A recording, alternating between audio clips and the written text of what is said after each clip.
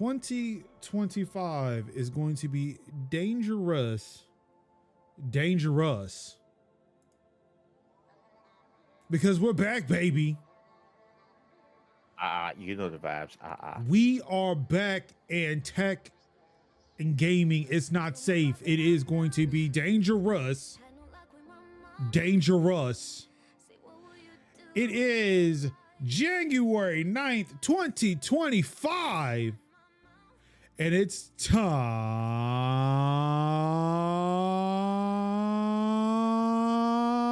Your noise gate got you. Boo, noise gate.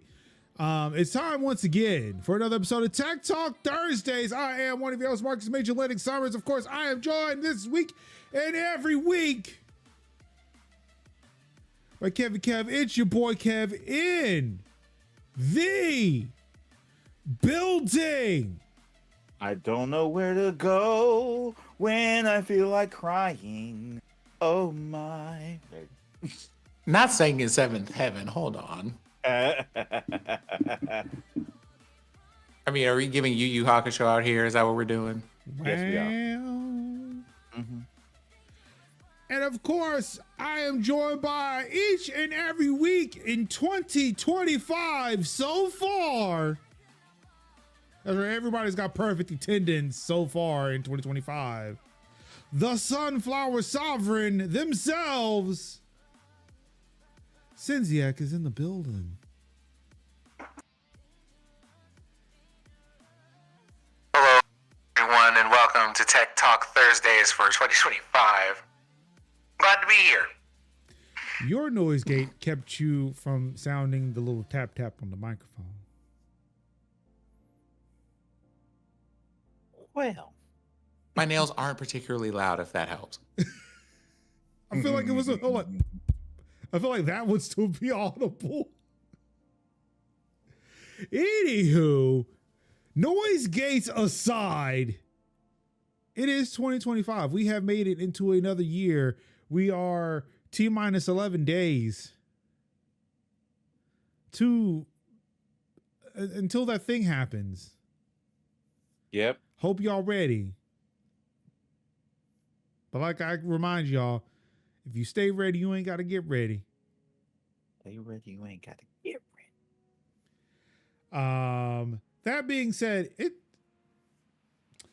this week is going to be very, very exhausting. Yeah. Exhausting, child. Like I'm gonna be real with y'all.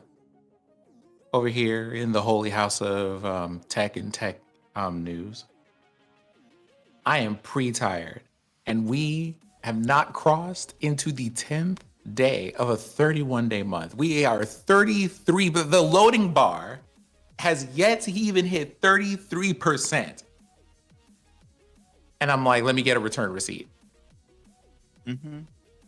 Yeah, does the Steam offer a refund if you haven't gotten 10% installed on a game yet? Like, hey, I think it's frozen. It's broken. Mm-hmm. Actually, it wouldn't be 10% if we're on the 9th day. What would that be? Hold on, where's my I don't have a dedicated calculator button on this keyboard. That's a bummer. What are we trying to figure out? Figure out what percentage of the month, how much of a percentage are we through this month? Oh, just do 9 divided by 31. Yeah, we are 29%. We're 29.03% of the way through this month. So we're not even a third of a way through. No. But yeah, like I said, I would do that, but my keyboard here does not have a dedicated calculator button like my MX Keys keyboards do. I was going to say, if you just go to your web browser and type that in there, it'll just give you the answer.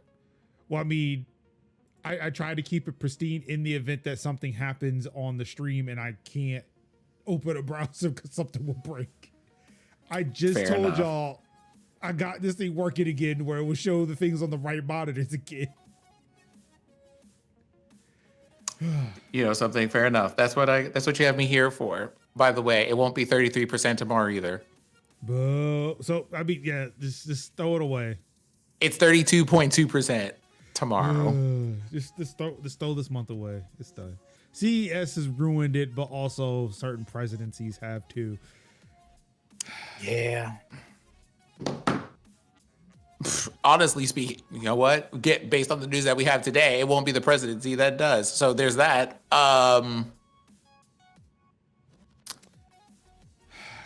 Speaking of, in this week's episode, Zucky Zuck does his best Musky Musk impression. Mm-hmm. While also looking like Jack Harlow for some reason.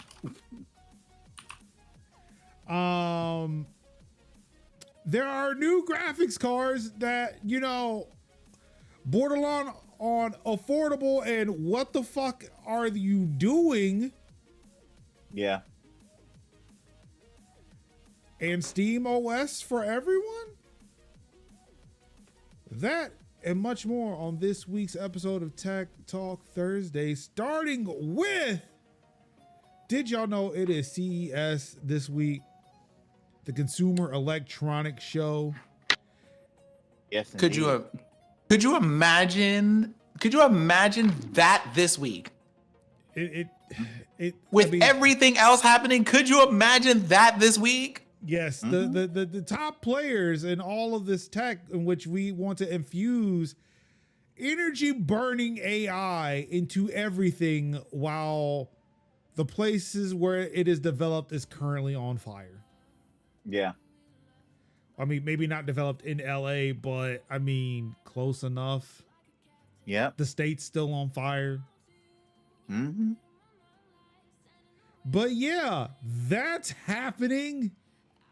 I mean, not to mention the fact that also a Cybertruck full of fireworks was exploded in front of a Trump hotel in Las Vegas to open up CES. Yeah. And then watching the media try to figure out, wait, was this terrorist motivated or what? And also, only find out that the dude did it because he loved Trump and Musk. Yeah.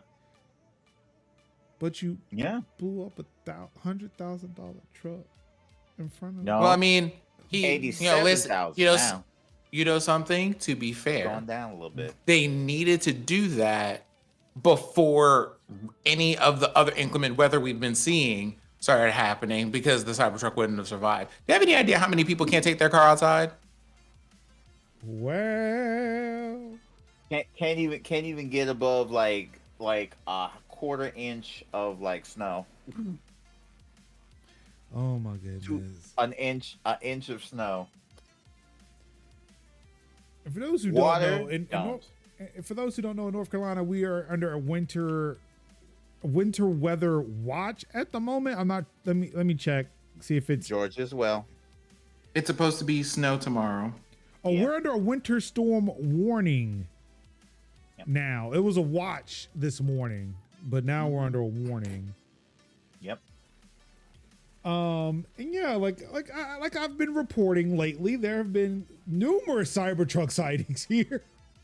Yes. And I am concerned about them now. Like I said, I haven't seen a Cybertruck in my area, but I have seen the Lightning. So that was actually pretty cool. But I feel like the Lightnings will be okay. Yeah, the Lightnings it's not the fact that electric trucks, it's the fact that this one particular electric truck, it's not built for truck stuff. No.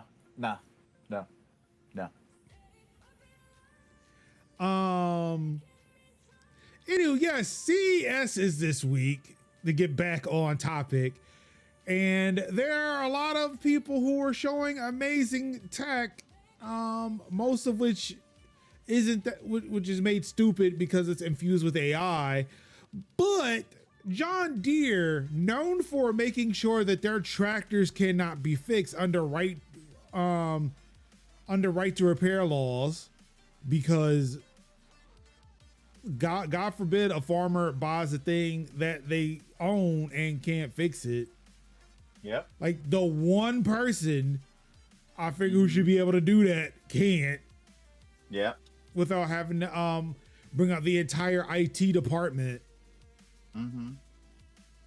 John Deere has decided they want to make autonomous tractors and other farm equipment, to help out with a labor shortage that may or may not be coming very soon. So,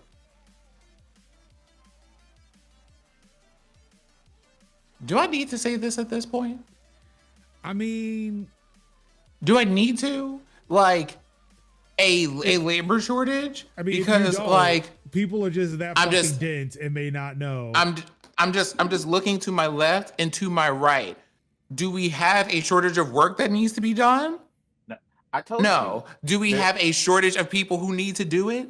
No. But for some reason, I am still out here having to argue with people when I say, hey, ethical considerations around AI beyond the concept of an assistive tool to help you do things like maybe figure out how to more politely word your email. And we were just like, it's really cool when you do that. It's not cool when you use it to do things like replace things that humanities are for and to replace people. And it would be one thing if it were just like, we would like to free up people's time to do stuff.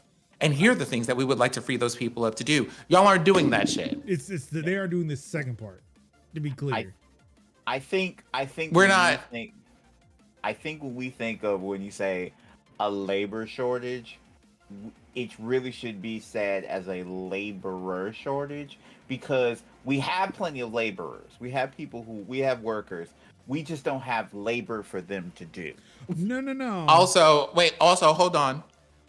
A labor shortage that you manufactured by doing things like not paying people, and then they do things like unionize.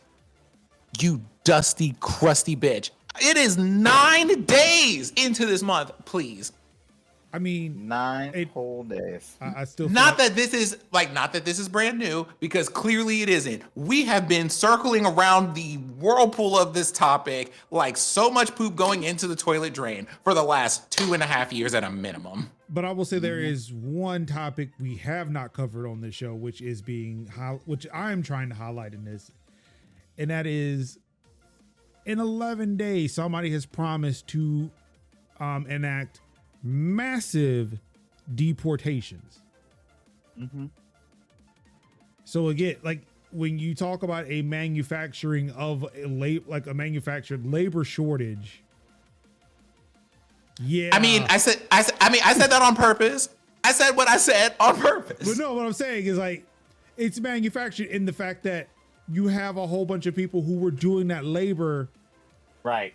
All of a sudden, not showing up for work for reasons, TM, because January 20th hit. Oh, wait a minute. Also, let's talk about, and like on the subject of what Major is talking about, if I might accompany on this. Ye old man who said, yeah, I voted for the guy, but I wasn't expecting him to deport all the people who help do 90% of the work that I do. Right. Or that I need. And some people were like, one farmer saying like, I will be 2 days away if I didn't have them. I would be 2 days away from shutting down. If I could not rely on migrant labor. And we're also not gonna, well, I mean, there's a sidebar to this, but that would require me talking more about Elon Musk than I would like to today. So carry on. If only people were really covering that story. That was a fun weekend. For those who don't know what we're talking about. Elon Musk and MAGA kind of went toe to toe when. Oh no, they said stop posting. They said log out of your social media and stop posting. Yeah. And Elon Musk was like, okay, fine, then we'll just take your check marks. We'll take your check marks and then block you from posting. And your monetization. They took away the check marks and the monetization. All of it was gone. They said people can't even get to the funds that were in their monetization accounts. All that was but, gone. but yeah, what we're talking about here is one what I think last weekend, if I'm not mistaken, because I want to say it was in 2025. I don't think it was in 2024. Oh yeah, it was definitely in 2025. This was all. Yeah. Vivek Ramaswamy, one of the one of the leaders in, that government agency that with the meme and shit. I don't know. Yep. It said something in support of H1B visas, Yes. which would bring in skilled labor from overseas to kind of do the work. Obviously letting the cat out of the bag that, hey, those guys are cheaper than, the guys here in, our own country who could also do that labor, but expect more money. Of course, MAGA was not hearing that. They said, no, we want to get rid of all of the immigrants, even the ones that are here legally. Oh wait, you didn't hear what that man said? Because he didn't say that. He said worse. Well, I mean, yes, please, fill us in while because that man. Do y'all remember? Yeah. Way back in like just before the 2016 election or so, where the Cheeto in chief, as it were, was like, I just want to tell y'all are goofy as fuck. I could do anything I want because y'all are too smooth-brained to even know this was going on. Like the intelligence levels are abysmal at best. Y'all remember when he just like insulted like literally everybody in his voting base to his face and they voted for him anyway? You remember that? I remember that. Okay, cool. So tell me why Elon went and said basically the same thing. He was just kind of like, not only are they cheaper, but I mean, yeah, Americans. I'm pretty sure you source whatever brain cells you have from Hobby Lobby. And this is coming from the man who's not done any work at all. Ever. Who's lied about everything on his resume. Yeah. Mm-hmm. Yeah. Allegedly, including his possible citizenship here. Oh yeah. Which was also a H-1B visa. Uh-huh. Which is why he's fighting so hard for it. Mm-hmm. Mm-hmm. Mm-hmm. Speak it. And I'm just like, money is not meritocracy. I mean, your net worth is not based off of meritocracy. Like, I just the uncapped hatred for y'all to sit here and see these people saying these things to you and think, but what I want is for other people not to have rights. I would rather have someone insult me to my face with an international platform than to just go, but what if I didn't do this? Yeah. I mean, but that will require the whole system. It would require everybody to do the right thing. And they were so close. I mean, that, and this is the point that we're making so far. How many people voted in the election? Millions? And minus the people who voted third party? Yeah. Yeah, all of those people. The people who voted for one or the other, the two choices that they were forced to make. Yeah. All kind of voted because people were lying to their faces. And like you said, they were smooth brained. Because it won't just Cheeto. It was Mamala too. Mamala was out here being Lady MAGA. And see, don't tell the liberals that because they hate that. No. That was MAGA Light. MAGA Light. I don't know. She was pushing some harder stuff than Trump though. It was the whole thing. It was the thing to me. She tried to out MAGA. That's the thing. You can't, but she tried. You cannot out mag. I can't tell you this. I can't tell you this at a level with ever. You can't out MAGA someone and have a drop of melanin. You can't do it. But she tried. You can't do it. You can't. No, you can't. She You tried it, but she can't. No, yeah, I get it. I get it. Because again, because like of you racism can't. and Hold on, misogyny wait. war. Yeah, it's Gents? like, yeah. I mean, no, we're on the same side. We're on the same side. Oh no, I'm not. No, I'm not telling you not to argue. I'm being like, hey, I'm gonna just kind of like corral you back to this topic that we have to continue talking Oh, through. yes, Right. about how John Yeah. Deere is solving the problem of migrant workers not being in place. Right. Yes. It's Please, basically like, come back to me. It's like you are it's like you, a company who are like woefully against right to repair, and then you're going to add something on top of that what happens when that breaks, because that's going to break. So now that's another thing, that's another added tacked on expense to fix that. and sometimes all, especially around here, it's like I got tobacco to crop. I ain't got time to figure out how to get this AI prompt to work. Or at least, and I don't know if this is AI specifically. I mean, autonomous work is autonomous. Yo, what really pissed me off though is there is an episode, like I'm sure y'all know that the Magic School Bus got a reboot on Netflix, right? I've heard, but I have not seen. So I've seen parts of it. I've seen parts of it because my son is watching it. Yes. They had an episode on the farm of the future where everything was autonomous. Yeah. And it made my blood boil so much. I could never, I also watched the internet episode and I was just mad for totally different reasons. Yo, I have been leaning back into like, shout out to Major. I've leaned back into watching a lot of the older shows, like Centurions and such, and they have been doing like autonomous things, and it's one of those things of like, when I was a kid, I dreamed about autonomous farms and autonomous buildings and autonomous things. Now, as a grown adult, it's like, I think it's weird. I mean, it's a thing where it's like, all right, you never really understand where your shit comes from.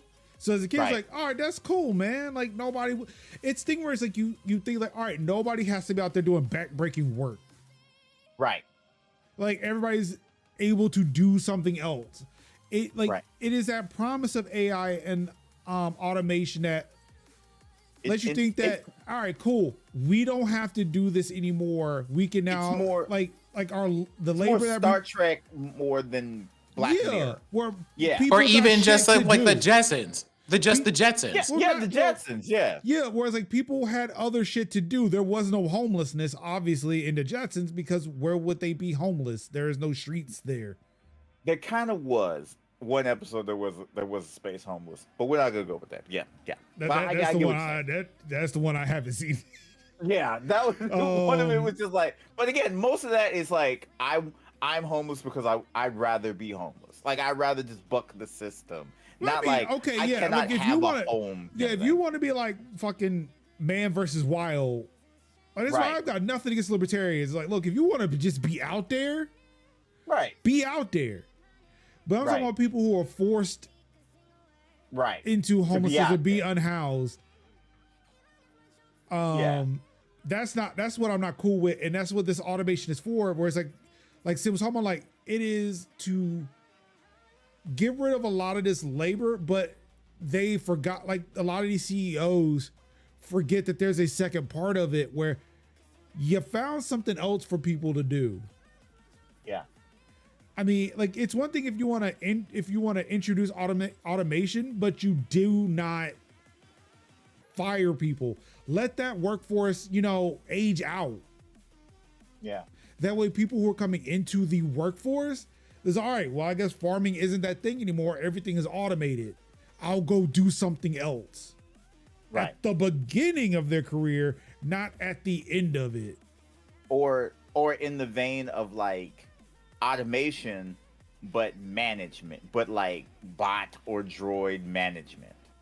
Yeah, where it's like your farms now have IT departments. Right. And now Yeah, and or like IT departments or repairmen to have a human element to go out there and be like, yeah, the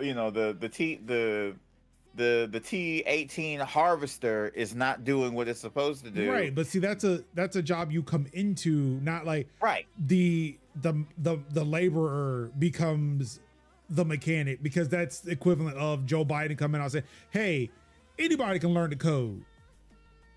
So, no, boo-boo, that's not what you want to tell people whose coal mines are closing.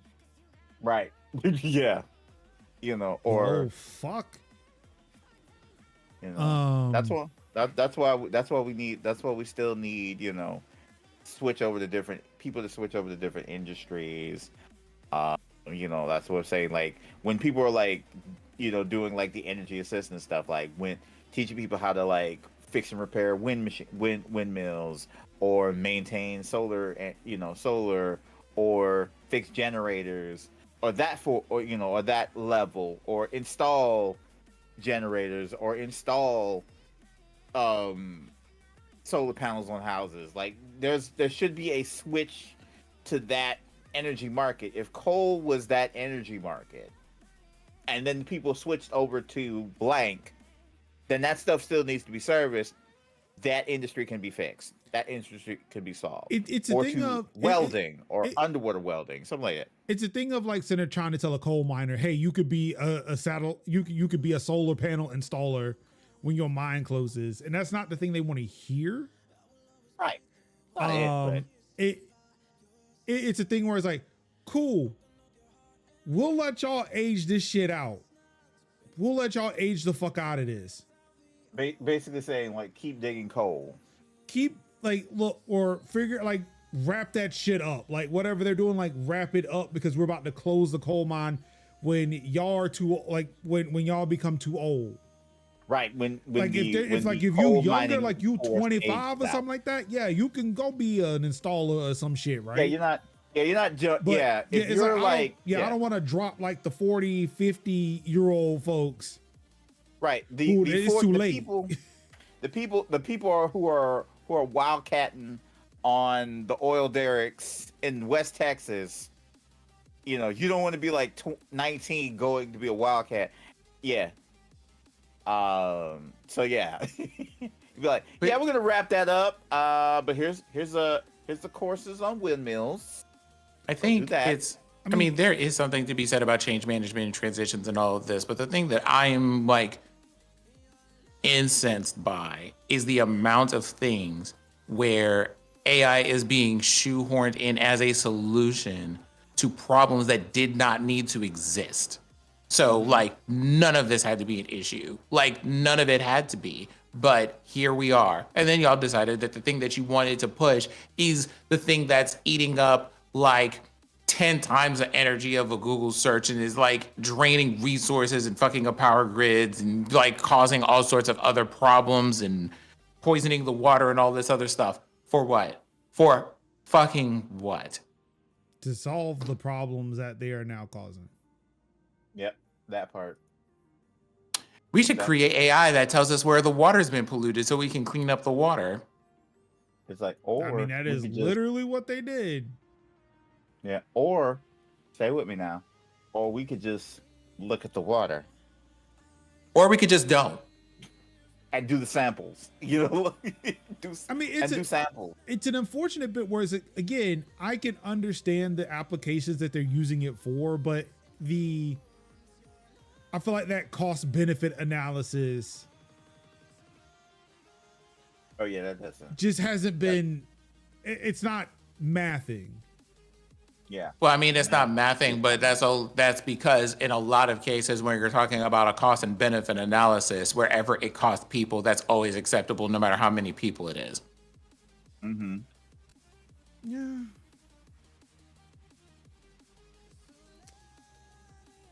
Speaking of AI and just how terrible it is, where people thought about the first problem, but not the second, Microsoft. Oh, yeah. Microsoft says AI will lead to job losses, but then invest $80 billion in the technology. talk about a slap in the face to your own employees. Mm-hmm. Indeed. In a blog post, Microsoft President Brad Smith said, AI, like all new technologies, will disrupt the economy and displace some jobs.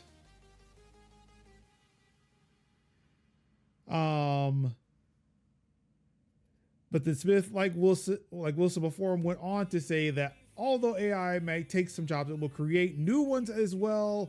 And the opportunities from AI outweigh many of the challenges ahead.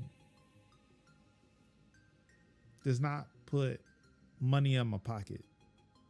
Mm-mm. Food on my table. That doesn't pay one bill. That dog don't hunt.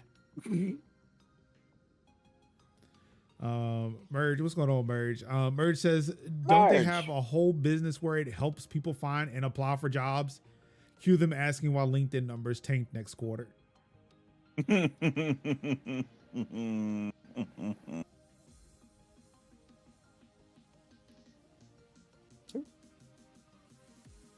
There be sometimes I be sitting on either my stream and this podcast and wondering myself, damn, Merge be saying some insightful shit.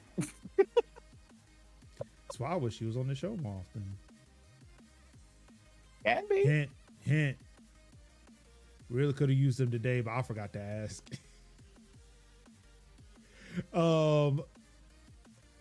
Hey, Merge, you heard that you're my replacement. That's not what I said. Not what I said. Not even. Nowhere close. We can run the tape back.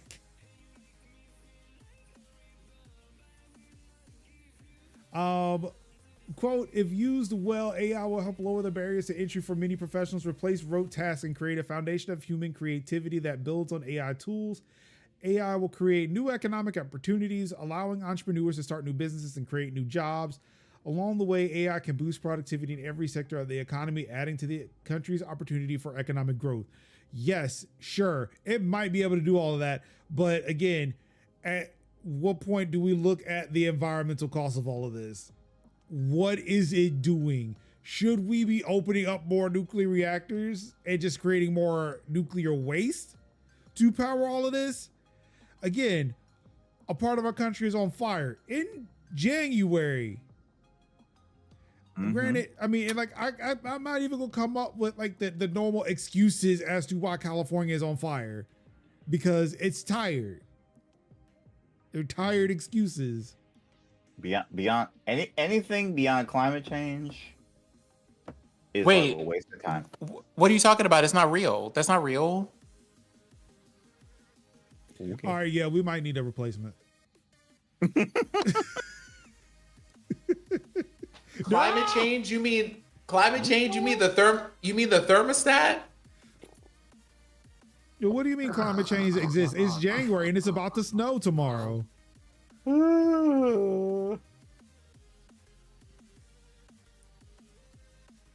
Lord. The climate changes every 3 months. What do you say?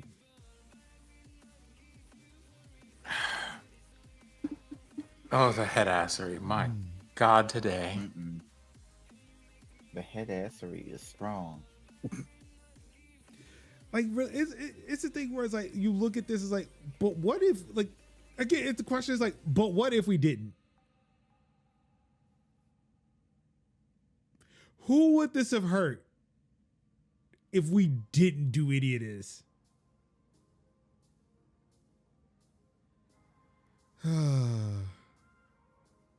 Oh my goodness. Well, my job, apartment, and local stores all burned down. Mm-hmm. And if she didn't move, wow, that is. I'm sorry, but Merch, you know what, Merch? I don't know how close you are to a lot of that, but are you okay? I keep forgetting about that part. Yes, Merch. Are you okay?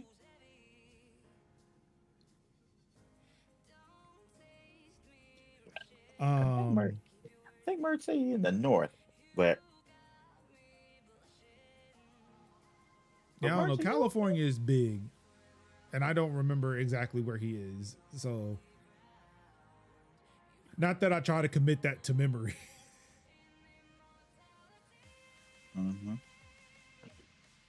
It just reminds me every time I talk about somebody in the community, Marvin said, "Who is that?" Like, I don't know. Their username is this. I don't know what their actual names are. I don't know where they at. I don't care. Except for when I want to make sure, like, hey, if natural disaster hits, are they okay?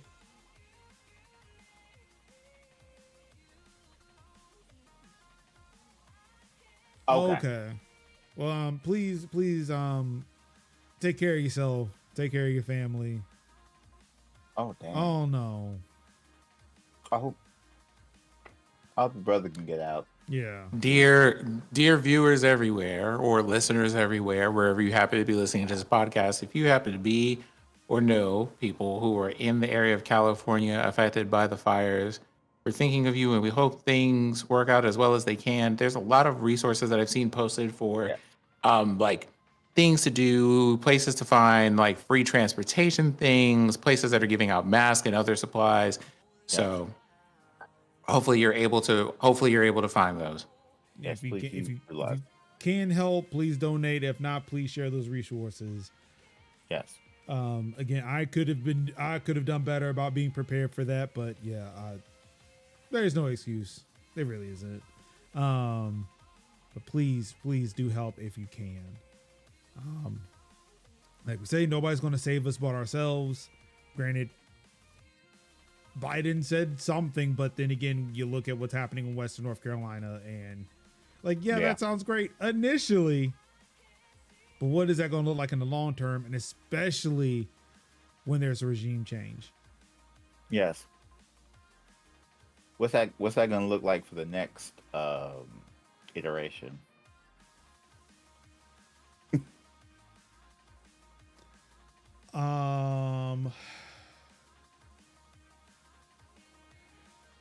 Speaking of, well, let's see. I want to move this. I'm going to switch this around so it could be a better flow. Speaking of the regime change and just the fuckery that comes along with it, Meta. Yep. Meta is ditching third-party fact checkers on Facebook, Instagram, and Threads as well. Because Zuckerberg said that Meta has, quote, built a lot of complex systems to moderate content, but the problem with complex systems is they make mistakes. Even if they accidentally censor 1% of posts, that's millions of people. Unquote. He went on to say that we're now at the point where there have been, quote, too many mistakes and too much censorship, unquote.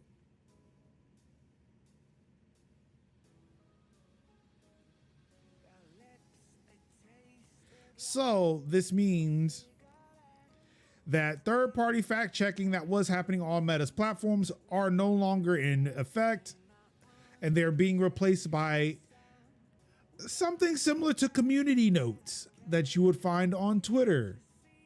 Mm-hmm. Because again, Zucky Zuck is doing his best musky musk, and as Sin said earlier in the chat, it translates as the sucky suck. I want to also add that upon my viewing or reading into this, I also found out that they have specifically made a rule that's kind of like, hey, you know, the things that you do where you say that various shades of queer and other neurodivergent people are mentally ill, and you know how we had to moderate that because that was protected speech? Yeah, we're not going to do that. Yep. It's the very specific call out to that thing among all their other rules.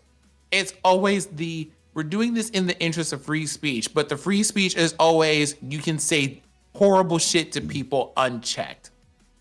Every single time. Mind you, you want to know who I expect to get clapped up immediately? The Black and queer people who decide to say something back. I know I shut up about this a while ago, but I'm now speaking up again. Move to a decentralized social platform And I know there are people who are saying, hey, what if I just don't be on social media? And sure, back then, when, you know, we had individuals, and like there is a clip that I see every so often that reminds me that, hey, you know what? There may be people who don't want to be on social media. I'm also just going to say, if you were hoping to get your news from reputable sources in the West, yeah, no, stay on social media. Because Western traditional media is lying to you. Look at Washington Post and the LA Times. Look at CNN, MSNBC, Fox News, ABC News, CBS, NBC News. Have you seen anything about the hospitals and schools being on fire in Gaza?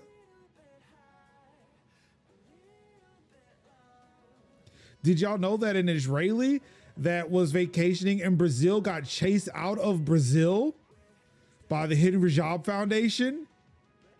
And the Israeli consulate snuck them out of Brazil and put them in Argentina? Mm-hmm. And then subsequently released a series of documents that told Israeli soldiers what to do and what not to do because nobody is fucking with them. A whole ass travel advisory. Yep. Like, don't post your war crimes on social media. Which to be fair, I don't know why they were doing it in the first place. Why they were doing it in the first place? Because if you're doing war crimes, you don't want to be on your. It's being weird on Maine. That's what was giving. It was giving weird on Maine, and it's like, you're doing this on your main account. So I mean, hey, don't be on social media. I am not here. I am actively here to tell you, be on some type of social media. Be on, you're gonna have to get your news sources from somewhere, but I can assure you that you just checking out, just noping out of social media at this point, it's not gonna help you unless you have some reputable sources to get news from. It's like, if you wanna get your, if you saw something, good chance, run it back, see what's out there, see what comes back, because what the mainstream or the main sources, main avenues may not even be covered by the smaller or the thing aggregates. Might be picking that up on the wire, and oftentimes people on the ground are picking that up. So it stands to reason to kind of check around and see what's what, especially places like Now This, AZ, Altzira, AZ plus, AJ plus, good places to go to get relative news to certain extents when it comes to Reuters and possibly AP, not guaranteed, possibly AP. But yeah. Ground news, Democracy Now, breakthrough news. Mm-hmm. Definitely places where you could sit there and get, I feel like, better coverage because they're actually talking about the things that Western media is not. Yeah. Another one I seen was what was it? It was UK. It was something. I'll have to look up the channel, but that's oftentimes when I find on the broader end, the news. What is it? TLDR news. I'll check that out. It's been pretty good. That most of that is talk more about the broader conflicts that the mainstream doesn't really talk about as often. So that's something also to consider too. That's on YouTube. So yeah. But I would at least say with ground news, it looks like it aggregates from a lot of different places. Yeah. And gives an analysis on, you know, how leaning it is. Like, is it neutral? Is it like center? Is it left leaning or is it right leaning? And by left, they're not talking about liberal. They're talking about left. Yeah. You're talking about what? Like, Because your noise gate got you. huh? Oh, left. Talk about left. Like actual, like my side of the left. Yeah. Or at least that's what I think. I don't know. Not liberal left. Not It liberal might be left. actually. It might be liberal left. Like just again, I guess like the more left it is, the more it might be on my side. I am progressive-ish left, but not left. But like I say, I'm not left to center because I don't believe in the center or nothing. I don't believe in understanding my my adversary. I want him to leave me the fuck alone. The problem about the adversary is, unfortunately, you know, I know of my do. adversary. We understand them because we've had to navigate that shit forever. Otherwise, you know, people get shot. So yeah, it's the whole like, I'm not saying like I don't care. Oh no. I'm Be like, you should watching just be. You should be polite and reach across the aisle. If I reach across the aisle, I'm putting a knife in your hand. If I reach across the aisle, it's gonna be a backhand because you don't care how I reach. I'm gonna swipe across the aisle. Trump's quest for Greenland could make Ozempic even more expensive. You know what? Let's move on. Yeah, let's move on. I'm done. Let's move on.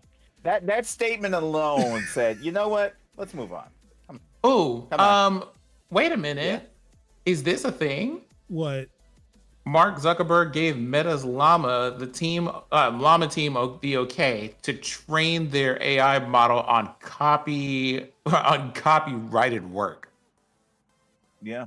I mean, that's how that's news. That's how you have to train AI models. That's how you train them, or they will fail. Sin. Yeah. This is like Sam because Altman told us this. I'm just sitting here and I'm looking at this. Did everybody just miss the announcement that the public domain literally just said here? Like, but didn't you hear that if we train everything on the public domain, it will sound a certain way? That's not how people talk now. Yeah, because it's like we need the here and now. I'd be like, they're like the AI models would be like, "Good evening, Mr. and Mr. America, and our little folks at home. Flash. The Japanese are evading Pearl Harbor." It's like that's what it would sound like. Our AI needs all the skibbity toilets and all the Rizzlers. Mm-hmm. It needs diddler memes and whoa. I mean, Kevin's not wrong. He's not. But back up. Right. It like I say, it needs like, what does the fox say? It needs. I'm gonna need no. I need you to clarify what you meant by a diddler meme. No, you don't like. No, you don't want him to. You don't want him to clarify that. You sure don't. No, you don't. Sure don't. Let's move on. Oh my clarification. Ruin if you don't shut up. Oh my God! What in the Ohio toilet is this statement? Not hawk touring. Let's move on. Isn't that the time they wanted to take America back to? I mean, yeah. See, they didn't have, you know, they got their news through a talking box. Yeah, I forgot what post it was on Blue Sky, and I have quoted it. It's like, yo, if this is what they meant by "Make America Great Again," yeah, I don't know if I want this, bro. I didn't want it initially. I definitely don't want it now. I have to tell you. I'll tell you about something. I have to tell you something about it later. But I'll tell you about it later during after the podcast. But, I'm loving all of these. Hey, I will tell you after we stop recording messages you keep telling me? No, Like, because wait till the end. Real talk, because if I talk about it now, it's just gonna make everybody sad. Not really sad, but it's gonna take away. Don't forget I said this the TikTok show. I have to watch. Right, and you gotta watch that TikTok because that's gonna make you mad. Sorry, not sorry. But yeah, so also at Meta News, Instagram blocked LGBTQ hashtags and treated them as sexually suggestive content. Once again, the other side of the coin too, and by the way, people are allowed to say hateful things to y'all. But this is suggestive. And the suggestive thing is, hey, I'm a makeup artist. We just got a new line out here. Or, hi, I'm a person who makes content around fashion. Or, hey, me, myself, and my partner are getting married today, going on vacation, going to the grocery store. Y'all, oh my God. Or just existing.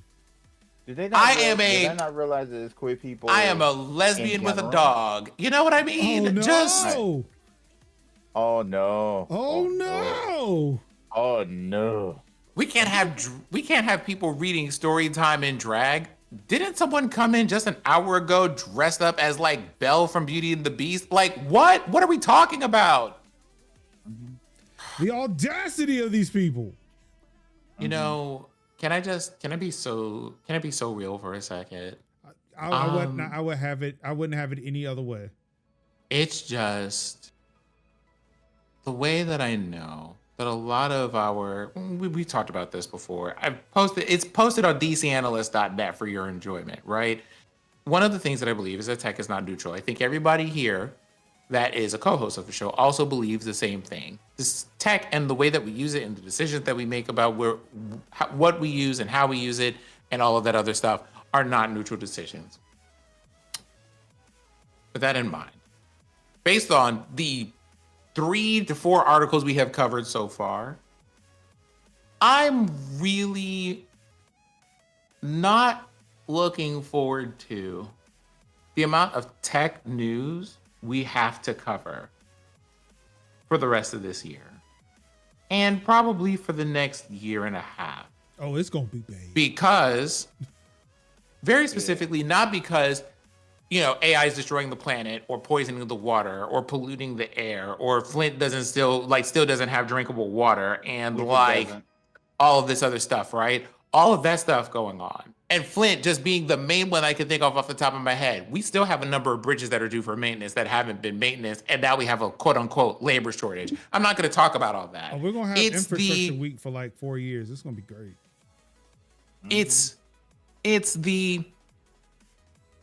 On this show, Kevin regularly points out every here and there that the focus of our show is on tech changes in the world and things happening in gaming and things happening in content creation. Yes. And although the way that we bring these things to you, because we are people who care about people, also inevitably includes social issues and having to talk about things like what it means to be a person who has to deal with the impact of all of these changes in technology and all this other stuff, right? Yeah. It's not just hey, someone built the motherboards, it's cool. It's the company that built the motherboards also has pending charges for being violently racist, right? Yeah. Right. The amount of ramp up in this show that I'm anticipating for just a sharp uptake of having to be here is the latest terrible thing that has been allowed, that people have been emboldened to do and or say or what have you about non-white people. Mm-hmm. And not straight people. I'm already pre-tired. It's Black History Month next month. It's Women's History Month after that. You know what I mean? And we are on day 10, and on day 10, just like we told y'all or what have you, here they are immediately being like, that effort that we had to make because we had at least some lurking concern that we were going to get smacked on our hand with a ruler for just being blatantly racist in queer music and all this other stuff. None of that's a thing. It was barely a thing to begin with. It is entirely not a thing now. Like, these people completely do not care on any level about moderating any of this stuff. And so the amount of it that we're going to be exposed to, I'm going to tell y'all for your mental health, if this is a thing that you are going to, like, we're probably going to be one of a handful of people who are going to cover that with any kind of sensitivity. Please be careful out here in these social media streets and the media that you consume and the stuff that you read, because it's going to be pretty rough stuff. Also, I would like to point out that although I don't advertise it anymore, I do provide services for people to be able to get off of those platforms. Just hit me up. I can help you out. And quite frankly, I feel like, as much as people would love to see me be compensated for the work that I do, I have to put that out there first, just in case a random Telia shows up. I'm willing to work with you because I'd rather see you safe and still able to communicate with your community and with the world at large to the extent you want to communicate to the world, without having to deal with this bullshit. But yeah, this is us. And alongside that, with the way that things are going on social media, this is the time that I have to say something really sad, because we hate having to say these things. Hey, this is your sign. If you like being on the internet and doing all the things and stuff, especially if you're a person who creates content on any level, videos, shorts, all that stuff, this is the day that you register yourname.com, .net, or .org or something and get that website going. Because as it currently stands, as an example, I don't really post a lot on a platform like Instagram. But if I did, me posting, I just got new gauges and I like them with the wrong hashtag as a whole ass queer person is going to get labeled as sexually suggestive content. My orientation is ace.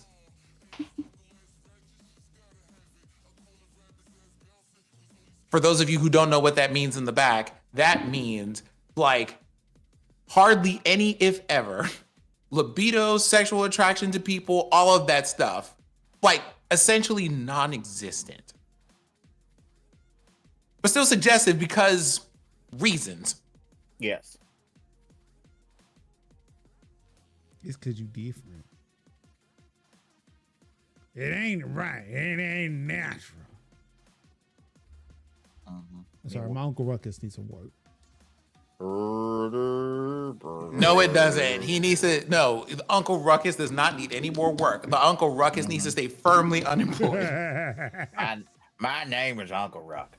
No relation. All right. I'm going to do something different this year because I was told that pre-rolls are being run on this channel and I should do something about it. So before I transition to the next segment, I guess I'm going to run an ad or several, and we'll be right back with some of the gaming news. After these messages, I mean, technically, right it's like back. it's a tech article that's left, but because of the nature of the tech article, I'm rolling it into gaming. But you know, it's CES. You know what I'm going to talk about. Yeah, we'll be back in about 3 minutes. And for those who don't have to watch ads, you just take a 3-minute break. Go stretch your legs. Mm-hmm. You know, I recommend that for everybody. Just go stretch your legs. You know what? Actually, you know what would be a good idea to do while we're having that commercial? What? I'm not going to, if you're still here. Uh-huh. Because, ads are doing their thing. If you're still here. I haven't run them yet, so everybody should still be. I'm just saying, like while we're on commercial, if you want to be in the know about certain things, if you want to see the spicy things that are under development or underway, I think it's Majors.house. Majors.house. And if you're talking about this other platform that we have, majors.house/Discord is where you could definitely be in the know. Y'all want to be on the know. We might be working on things. There might be some stuff cooking in the smithy, in the garage, in the oven, in the places that the secret things are happening with hammers and sparks and stuff. So, yeah, why don't y'all go ahead and get into that while we're on these commercials? Yeah, do that. Yeah, we'll be back in 3 minutes. Okay, thanks.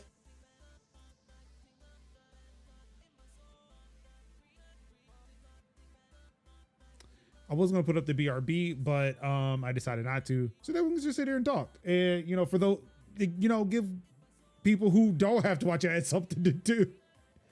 But I was gonna say I was gonna get more Diet Sunkist until I reached for this can and realized it's like still half full. Mm-hmm. I could have had Diet Sunkist ages ago. Well, this would be a perfectly good time for us to go and get a beverage, so you should probably go and do that. Yeah, I'm gonna go get another one, but I'm like, I thought this can was empty. It was not. No, I didn't watch any AMD stuff, and nothing like I saw some people talk about the AMD stuff, but I don't like other than CPUs. I don't think there was a GPU announcement or anything. So Verge might have more of an idea. Because I know he's AMD, he's Team Red more than I am.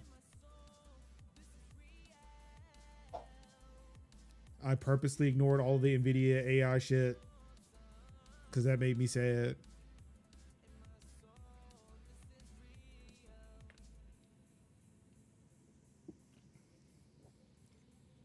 Yeah, like the NVIDIA keynote.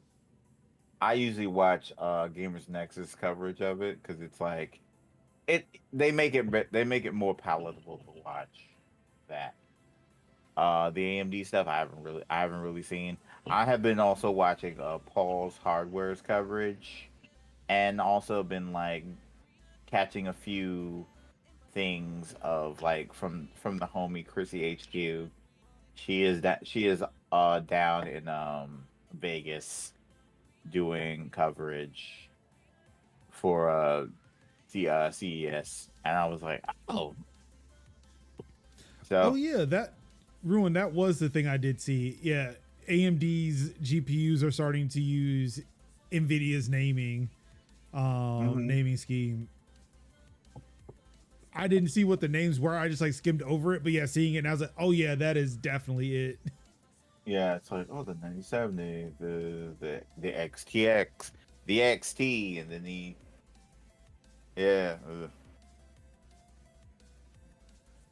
There was a story I was including about NVIDIA's AI shit, and I don't know if it was NVIDIA specifically, but there was like, hey, have a AI streamer buddy. And I was like, no. That was no. I was like, I was with you on that too. No. No. I was about to say, like, it was only on here to just say, what the fuck are we doing? And it was like, just, there's too much other stuff going on. And I was like, yeah, I'm just not even gonna talk about it. Great. The ads have run, and I have yet to get up out of the chair. So let me get up. Let me go replace this now empty can, and we'll get started out. My bad. Look at my flowing hair while I do it, though.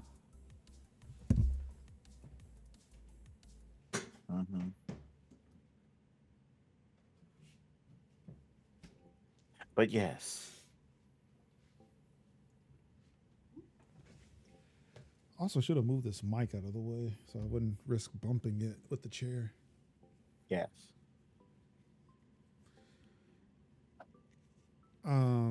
Also, yeah, unfortunately, because I am working now, I don't have the time to watch that shit. So I throw it on the Plex server, and I'll see it, by CES 2026. Yeah, I Yeah. I've mostly just have been catching like random drips and drabs of like CES coverage, but CES is like not really my bag because I really don't give a shit. Like, it's tech, yes, but mostly it's like it's tech shit that I know is gonna come out. No, or it's tech shit that may or may not come out, but it's also like, why do we need these things? Like it used to be like, here's refrigerators and washing machines. Now it's like, here's all of that shit, but with AI built in. We have a grill. It was a outdoor pizza maker with AI. Why? Just, I would like to cook a pizza. Just put it into the thing and it makes a pizza, and then I take it out. And then what did I need the AI for? Until the only thing that I want is the thing from Back to the Future 2, where they have the thing where it's called the rehydrator, where she like puts a like tiny like pizza bagel thing in the rehydrator, and then 5 seconds go by and pulls a whole freshly cooked pizza out. That's the only thing I want to do with pizza. Done. I'm surprised you just didn't even say replicator. No, see, because here's the thing though, to me, I feel like replicators are like high science fiction, like big science fiction. Basically imagining food from thin air. And I'm like, that would be cool to have. But I'm like, there's no way in my lifetime, Munchkin's lifetime, or Munchkin's children's lifetime will we ever see a replicator. But that shit, we could. I also want to point out the Verge is like, Red Baron did all the work already, just preheat the oven. Exactly. Yeah. What the fuck do we need AI for? Yeah, we don't need AI. As much pizza as I make in this fucking house. Mm-hmm. I got a Red Baron in my freezer right now. I probably have a Red Baron in my freezer right now. It's easy. I could have bought Red Baron today, but I'm on a diet, so I couldn't do it. But son of a bitch! It's like, I thought about it. I had to think about it. I said, did I eat dinner tonight? I was like, yeah, I did. I did, and then promptly fell asleep. Yeah. I remembered to wake up this time. Hot dogs and a salad. That's what I had. Oh, man. You know what? I don't miss going into the office. Mm-hmm. Except for where I can go and I know I can consistently get a salad. Mm. I've been loving the fact that when I go to the cafeteria at work, I make a salad, like a grilled chicken salad. Mm-hmm. And it's so fucking good. And that was the only thing I was looking forward to at work. Because, like, I mean, I was not eating well while I was at home. Mm-mm. So it's like, I do like, look, I can go to work.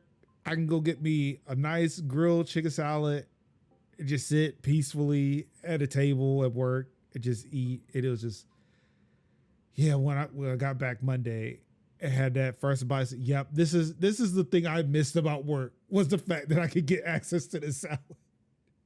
Yes, I know I can make it at home, but it's a whole thing of, will I eat all the lettuce before it goes bad? At work, I don't have to worry about that. That salad is always fresh.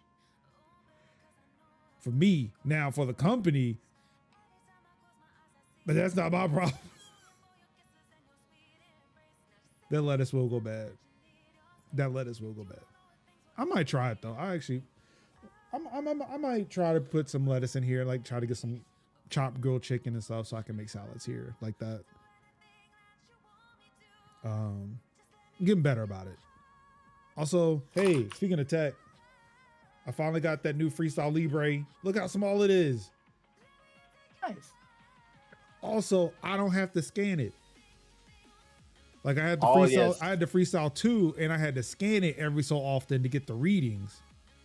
This shit is in constant communication. All I have to do is just open the app and I get the sugar reading. Oh, that's great. It is the fucking best. It is my new habit of open, like that's my new app that I open like first thing now and check. And I'm opening it several times a day just so I can Just see the number. Also it'll let you know when you get that sugar up though. And I mean, it notifies my phone. If like, I get my iPhone notifications on my Mac, it'll notify the Mac. And when I'm driving my car, it will let me know through CarPlay. You'll be like, beep, beep, beep. Exactly. Hey, yo. You're like my brother in Christ. The only sad thing I'm dealing with now is that I cannot eat my Cocoa Puffs. Yeah. Because it is like all day high sugar range. And I'm like, but I just wanted the Cocoa Puffs. I'd be like, do you want to live, motherfucker? Yes. I mean, put that shit down. I guess. Anywho, let's get back into it. Yo, what's up, everybody? Look, there's no need to try to come back. We've been here for a minute. But yeah, for those who are just tuning in, it is Tech Talk Tech Talk Thursdays. We got Kev, we got Sin, I'm Major Linux. And it's time to talk about some gaming hardware. I mean, not specifically gaming, but I mean, we know what we're using these for. Even though NVIDIA would like us to think we're using it for something else. But NVIDIA announces the next gen RTX 50 series cards, even though this says 5090 and 5080, but also the 5070 was also now announced, and the 57 Ti. NVIDIA CEO Jensen Huang, and I hope I'm pronouncing his last name correctly, revealed the RTX 50 series GPUs during a CES keynote this evening, or whatever evening this was, announcing a $1,999 RTX 5090. I'm sorry, I got that. Whew, I was about to say that's not right. A $999 RTX 5080, a $749 RTX 5070 Ti, and a $549 RTX 5070. The 5090 and the 5080 will be available on January 30th, with the RTX 5070 Ti and regular following in February. Mm-hmm.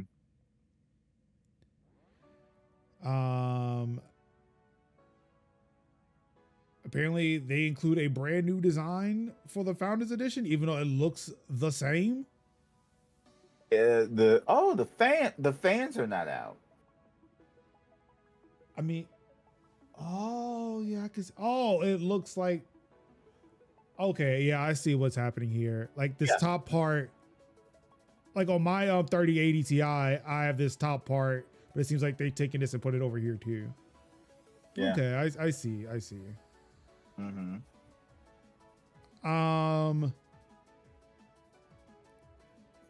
Two double flow through fans of 3D vapor chamber GDDR7 memory.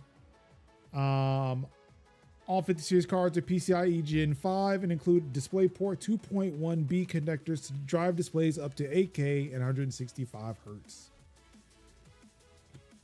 Excuse me. 5090 Founders Edition will be a 2-slot GPU, so it should be able to fit in most PCs. 2 slots? Wow. The 5090 also has 32 gigabytes of GDDR7 RAM, memory bandwidth of 1,792 gigabytes per second, and a massive 21,760 CUDA cores. This all adds up to a GPU that NVIDIA says will be 2 times faster than the 4090 thanks to DLSS 4 and the Blackwell architecture. The 5090 is pulling a 575 watts and a recommended PSU of 1,000 watts. Whew. Of course, there's much. I mean, there's a whole bunch of other details. So the fans are exposed on the bottom. Okay. Yeah, it's just flipped on top. Looks like it's flipped. So it's probably going to be like say like reverse. No, it's not gonna be reverse because it'll just be pushing air up. It'll be pushing air up and through. Looks like it. But yeah, when they're talking about when they're saying like 500, it was like 525 watts.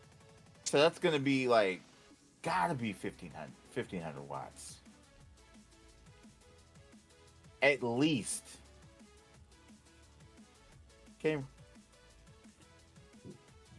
Because if you're talking about you're pulling 500 watts at least through the card, and then everything else through the all your components. Yikes.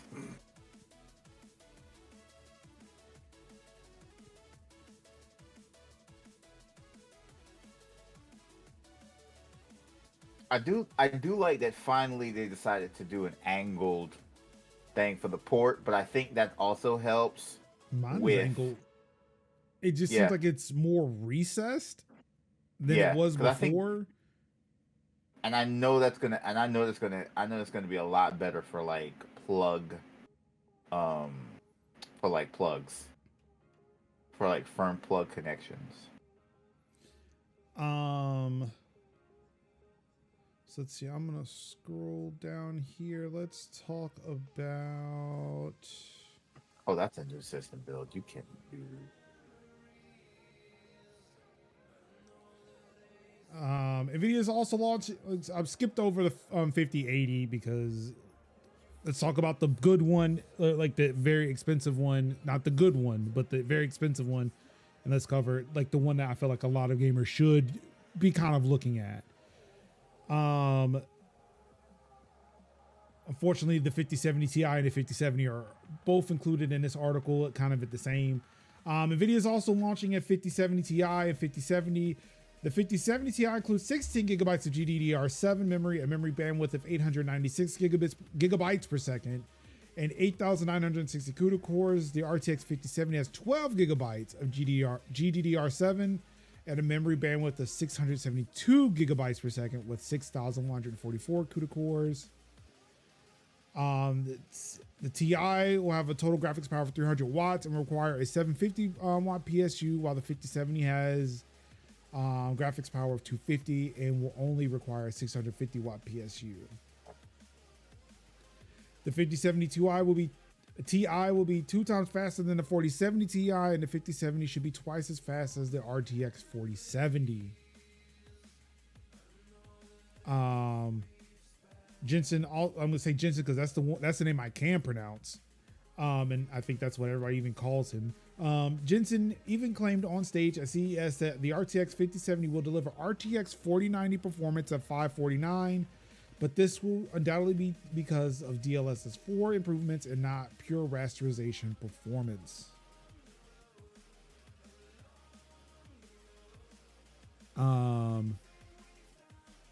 Really, another fucking ad is about to run in 20 minutes? The hell? I don't like this. I really feel like there's something else I can tweak there. Let's see, Merch says they are still doing the same BS by including the DLSS improvements when saying how much more performance the cards are. Yeah, DLSS and like, is their baby. Yeah, I mean, and like,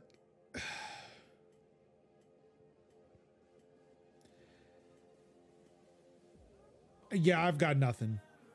I got nothing. It's their baby. It's their baby. But it's like. It's like, hey guys, let's. But DLSS does feel like, hey guys, we put a McLaren on a closed track, and let it run. See how fast it runs, and it's like, yeah. But it's like, why would you're basically touting like DLSS performance with this powerful ass card when really it should be on the lower mid-range cards like the 70 Ti and the 70 to 70 Ti, and maybe upwards of the 80. Because if you're spending 2K on a card, DLSS be damned. I'm running everything native. What the f are you talking about? I'm running everything native. like it would be nice if they did give numbers that didn't involve DLSS. Right. But seeing as that like it's active or is activated on literally any game you play now. Yeah. It doesn't even fucking matter. No. Like and it's going to be like if I launch Far Cry 6 on my well, this one only just says RT. But like I launched Cyberpunk on my PC. DLSS is running now. It'll be running then. Black Myth, like all of this will be Nobody's gonna notice. I don't mind DLSS as a technology, but it's disingenuous to say that something is 40 to 50% stronger when you're making up half the frames. Right. It's just maybe smooth. It's just you're going to have a bit of a smoother performance, but and the layperson is not gonna like, oh, I seen it, like, oh, well, I feel like noticed. this sentence here where it says like NVIDIA says the RTX 5070 Ti will be 2 times faster than the 4070 Ti. I feel like that might be raw raster, because like here in the second sentence it says that Jensen said that the 5070 will deliver 4090 performance, but that's with DLSS. Mm-hmm. Yes. So seeing this here, like, okay, it's twice as performant as the previous generation, and it seems like that's saying that, hey, this is pure raster, which makes me feel good. Like, hey, if I wanted to bump up my GPU, I could potentially go from a 3080 Ti to a 5070, even though I feel somewhat weird. And again, Verge may be able to make me feel better about this, but I feel like my VRAM gets shrunk, because we're looking at what, 12 gigabytes of GDDR7, where I don't know, maybe, okay, never mind. Like I have 12 gigs of GDDR6X in my 3080 Ti, so I guess I won't be missing much.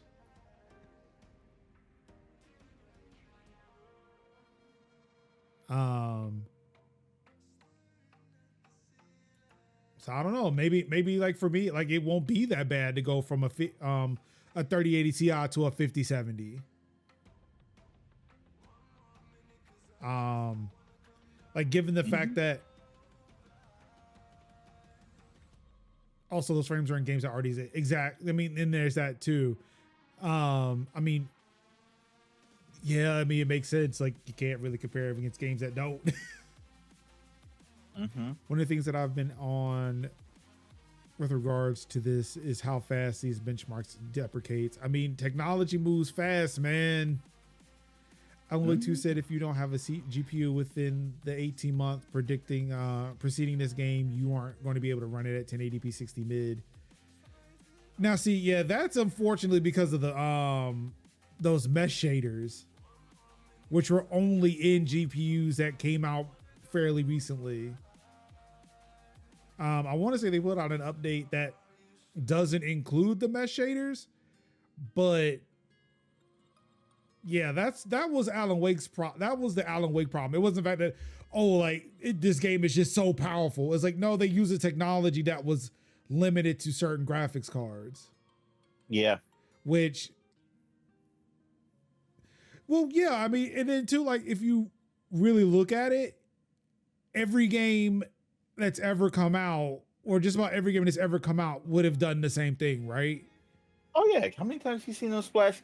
Have you seen those splash screens whenever you be like, when you play a game called NVIDIA or AMD? So often them games are, woefully optimized for the, different cards that, run them. So, well, no, we're talking about like specific things. Like, so, I mean, even though like Alan Wake may have said NVIDIA, right. What we're talking about is like somebody with a GTX 1080 Ti would not be able to run Alan Wake 2 properly, because there is specific tech in the newer cards that the older cards didn't have. Oh, it's not legacy proof. Yeah. Right. That's the thing. Yeah. Like it's like the backwards compatibility problem or something like Yeah. that.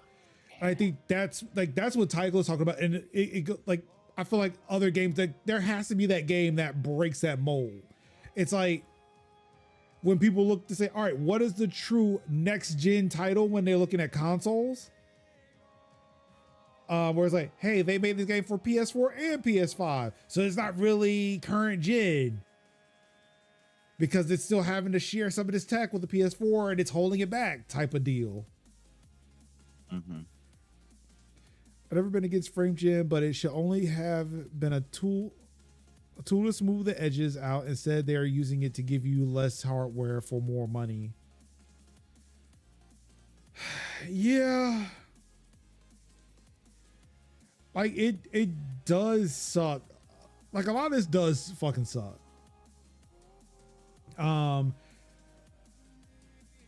And I feel like we're getting to a point where it's like we're getting to a point of diminishing returns. And sure, like I feel like the price should, reflect that. It's like, hey, we can only do but so much. This is only an incremental upgrade.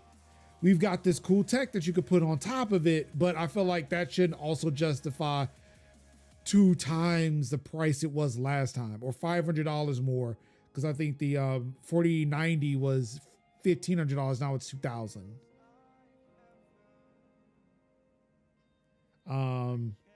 Now that there's like what, a $450 price difference between the 5070 and the 5080 is wild.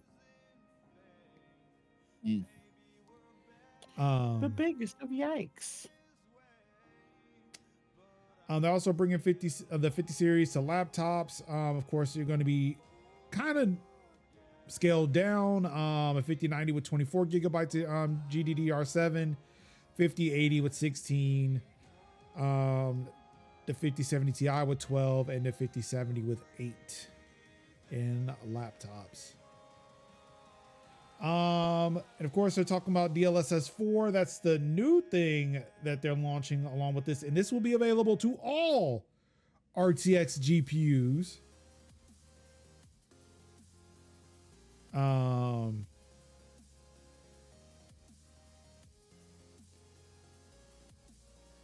Let's see, in the new GeForce RTX 50 series models, DLSS 4 will enable multi-frame generation.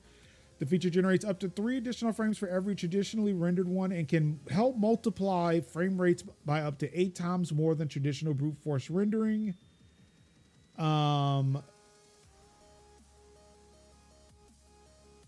Let's see, I'm trying to find out what it will bring to cards that like prior to 40 series that had frame generation.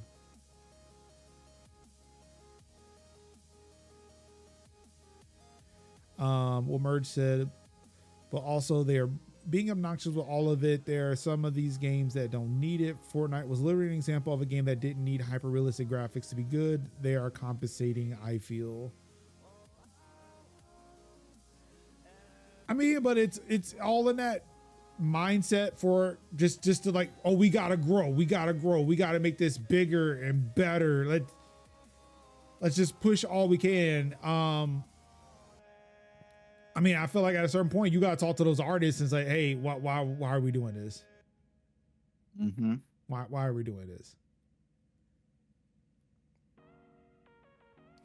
Oh, here is an easy to reference chart for what goes where, but of course the image is so fucking small. Is there a higher resolution version? Probably not. Excuse me. So the 30 series cards do not get frame generation at all. Still, boo.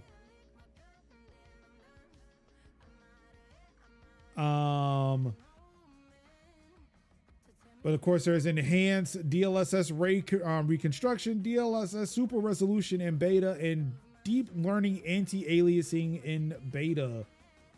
Coming to all cards, but of course, DLSS frame generation going to the 40 and 50 series, and DLSS multi-frame generation for the 50 series cards only. Versus it would be more accurate to say we can give you an experience that's visually similar to a 4090. I'll get off my soapbox now. And like that would make sense. And I feel like, again, like when looking at what was posted on that Verge article, it looks like that's what they were saying. Now, I feel like and I don't know. I don't buy graphics cards that often. I've not been following this market for as long as a lot of other people have.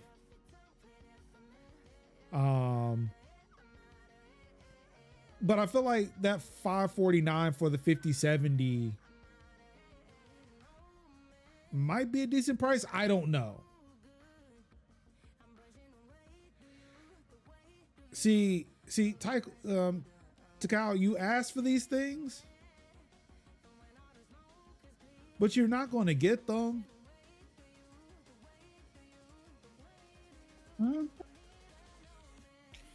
It's that whole I feel for it. See, Major. I feel like if we're going to say that, though, there's a lot that we're not going to get. Oh, I know. Now, that being said, I have come to accept these things until other things happen. Yeah. Unfortunately, I've been told I have to wait for other people to finally get on board. Wait. I don't know how I feel about that part, but here we are. Yeah, actually, I wonder what these prices are gonna look like after those tariffs hit, or were they factored in?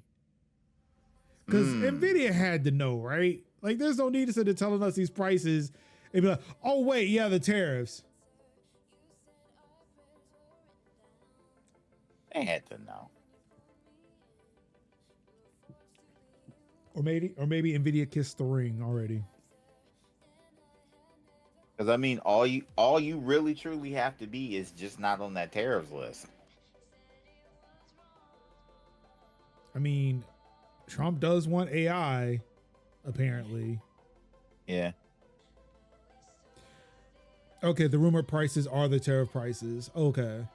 I'm sitting here looking at these things about tariff prices, and I'm just like, people were Googling what tariff prices were. I still don't understand, because I'm like, look, it's whatever. If I need to have a thing, I will buy the thing. If it's too expensive, then no, I won't buy it and we'll just move on with my life. Real talk? Yes. So it's like, for me, it's like, shit's already expensive. Yeah. Whatever. It's like, do whatever. I'm here for the class consciousness, not the how does this work in my balance, or how does this work in my budget conversation. Yeah. Like, I'm at that point. Oh, Takao, I've seen them. I have seen them. That part I understood. Like, they were like, this is how much it costs in China and this is how much it would cost here. It's like, okay, yeah, that I understand.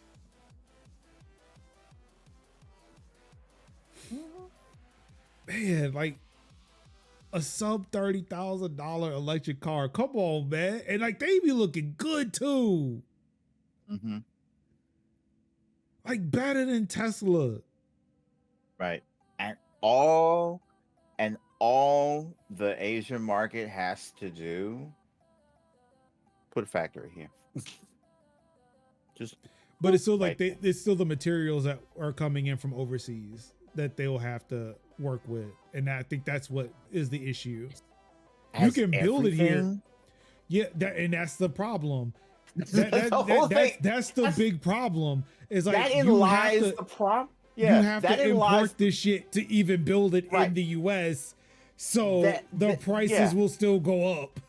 Right. That lies the problem where I was talking to them is like, we need to open up American factories. Just because we open up American factories doesn't mean that America builds what it has. It buys what it has abroad for cheap and then it buys and sells its core materials, which those materials are made the product. Also, I want to point out, and I don't know if anybody's thought about this. Now, remember, I was wondering what post-tariff prices on these graphics cards were going to be, only to find out these are post-tariff prices. Yes. And I'm like, hold on. And the fact that I'm saying $549 for a 5070 is not bad. And again, that is post-tariffs. What does that say about how much things cost now? Yeah. Pre-tariffs, and how they can adjust these prices. Yeah. And the speed in which they can adjust these prices.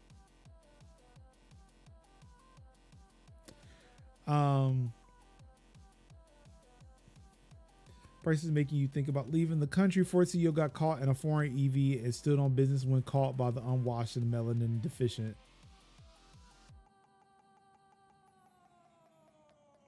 I'm just saying, like, look, if we get an affordable GPU post tariffs, yes.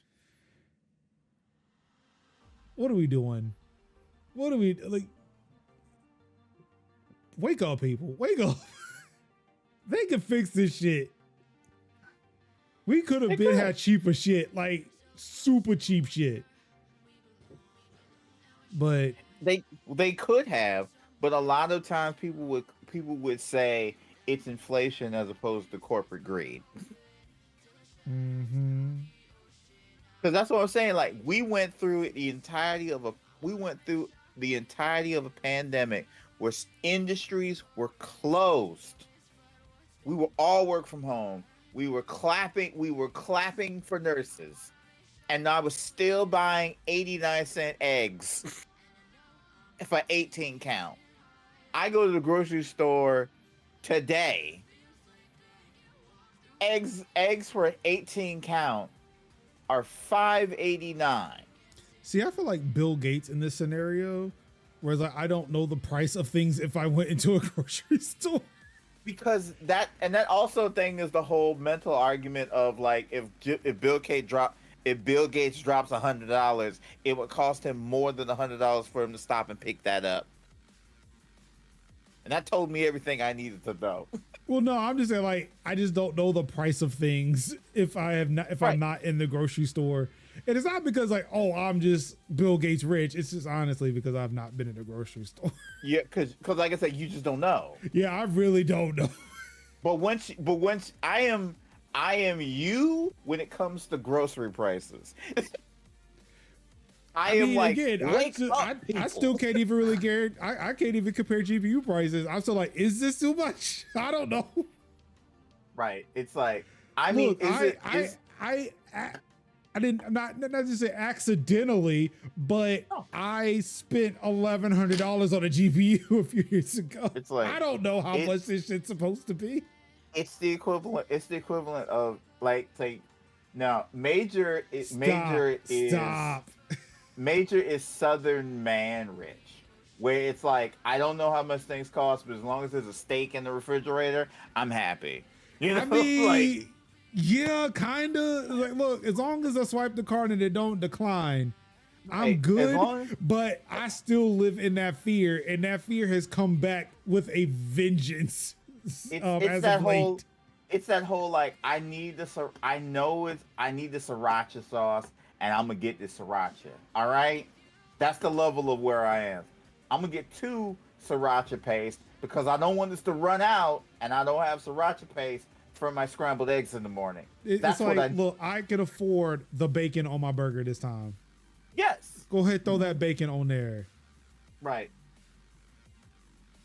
That's where I am. Yeah. It is not Scrooge McDuck by 80 means. So that's what I'm saying. Like, nah, that's why he's Southern man rich. It's like, yeah, I get these. Yeah, look, it's a level above hood rich. I feel like it's a level above hood rich. Right. Things aren't in my son's name yet. Yeah. Yeah. I'm not that far gone. Yeah, because yeah, if I got to put something in Munchkin's name to get it, I don't need it. yeah. Like, I mean, if it's a bill though, yeah, if it's a utility, because that's where shit was in my name when I was growing up. yeah, I was getting mail from Wake Electric. right. But that's the thing, though. But that's the thing that fucks up your credit is like, oh, bills and utilities, and it's like cool, and then you don't pay it, and then you got knocked. Then when you trying to get stuff, you're like, Mama, why my credit fucked up? See, luckily I fucked it up myself before I discovered that they may have fucked it up. So who knows how that happened? It was pre-fucked. Yeah. It was like pre-approved for fuckery. Yeah, it was like Schrodinger's credit report, where it's like you don't know who fucked up. That's why they don't teach you that shit. So you just like they say your credit card offer. It's my first credit card. Well, Anywho, yeah, I would say more about my mom being like, dude, you got to build up credit. Here's how you build up your credit: buy things on credit, pay it off the day of. Yeah. As soon as the bill comes, you'll build up credit, my son. And I'm like, yep, you're right. Also coming out of the CES keynote, NVIDIA is bringing native GeForce Now app, or is bringing a native GeForce Now app to the Steam Deck. We got native support for GeForce Now before GTA 6. Shaking my head. We got native GeForce Now app. Well, no, that's not a flex. That's not an insult. It's like, what took you so long? That's a what took you so long. It's like, come on now. It's a thing where GTA 6 would have come out before we got this app. And Microsoft, we're looking at you about this Game Pass app. Yes. Where's the Game Pass app? That's definitely the where's my goddamn electric car, Bruce? Microsoft, where's this Game Pass app? I'm just saying. Right. It's about time, my guy. But given news that so another thing I've done in the new year is I've cleared out all my backlog of podcasts to where it's like, you know what, fuck it. We're just listening to new podcasts as they come out now. So a lot of things that I've been hearing coming out of CES with Microsoft is they're looking into making a handheld, which is something I think we said on the show that they should do, or at least I've said it. Oh yeah. We were in full agreement. They should make one. Yeah. So now that this is being talked about, they may not want to do it.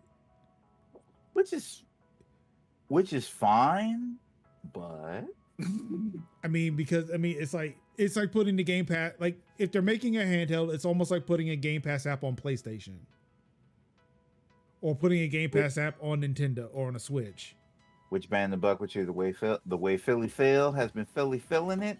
I wouldn't put it past him. It's only Nadella being like, nah, brother, don't do it. But yeah, like I feel like because Microsoft's now talking about an Xbox handheld, we probably won't see that app, even though I'm still holding a hope. They're too backwards thinking. Don't get me started again. You're gonna have to drop the podcast that you listen to, Major. I got a podcast list if you want it. Yeah, I mean, yeah, I could drop that. No, we should do. I mean, that would would be good. We should do that as an article. Well, bam, a desk chair analyst. Boom, boom, boom, boom, boom, boom. And drop it in Discord. Yeah, I'll see what I can do. I feel like I have to have conversations with myself and other people about things now. But not only is the GeForce Now app coming to Steam Deck, it's also coming to Apple Vision Pro and Meta Quest 3 and 3S. I'm not sure why there's a differentiation between the 3 and the 3S. I don't feel like you should. Hey, they're coming to the Meta Quest 3s. Which, yeah, just say that, yeah. Like I feel like they're both the same device. Mm-hmm. But yeah, that's good news. I'm glad that at least GeForce Now is going to have a dedicated app. Might be something I'll use to sit there and play Steam games on if it works properly. Yeah. Let's see. That'll be good because GeForce Now has Fortnite, and Fortnite is also on GeForce Now, so it'll allow people to play Fortnite on their Steam Decks.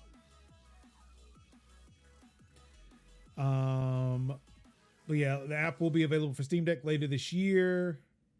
But a native app should be easier to install and will support up to 4K resolution at 60 FPS with HDR when connected to a TV. I did not think the Steam Deck can push above 1080 when it was connected to a TV. The fact that it can push 4K on visuals, maybe I should plug my Steam Deck into more things. Yes. It'll give you something to do with something other than your TV. I watch TV on my TV.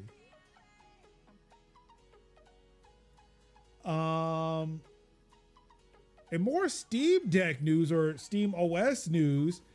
Valve will officially let you install SteamOS on other handhelds as soon as this April. Now that's great. Hand clap praise. That's right. SteamOS is breaking the shackles of the Steam Deck. Wait, what did I say? I'll repeat it. SteamOS is breaking the shackles of the Steam Deck and it's going to other mobile PC gaming handhelds. I think there's a beta that is launching in March, if I'm not mistaken. Or maybe that's what they're referring to in April. And then yeah, you can install it on other mobile handhelds like this ROG Ally right here. Which is great. But I'm sorry, go ahead. No, I'm just saying I would love if that we could get a desktop version of SteamOS. That'd be nice. But anyway, go ahead. That would be nice to see. Yeah. Even if it was just dual booted, I would like that. Monique in Chicago, I would like to see it. But if you cannot wait to install it yourself, might I suggest the Lenovo Legion Go S? A redesigned version of the or this is I think the second gen Lenovo Legion Go. However, the Legion Go S ships with SteamOS. That's cool. Merge, I think you're looking for Bazite? Oh yeah, Bazite. Which I think is Fedora Atomic with Steam. Oh, that's Nobara. Okay. I thought Bazite was also Fedora. I also heard Chimera. Yeah, like we've been throwing around a lot of those in the Discord. Between Chimera, Bazite, Nobara. Yeah, if you're trying to do it, if you can't wait for like official support, okay. There are ways to get SteamOS on a desktop. Well, see, it's not SteamOS as much as it is because SteamOS is based off of Arch Linux. Right. It's another flavor of Linux with Steam Big Picture mode set to run on default. I spent 0 hours on Windows this year for Steam games. Good job. You did it. Eventually I'll make it there, but it's just I've been tied down by Adobe. So the Lenovo Legion Go S, $499, does have SteamOS pre-installed on the system. There is also going to be a Windows version of the same device. The I don't know if it's unfortunate, but the one hardware change that's come to the one big noticeable hardware change between the this new Legion Go and the previous version is the fact that you cannot remove the controllers on the sides. Oh yeah, It's a cohesive unit now. It's like Switch Lite.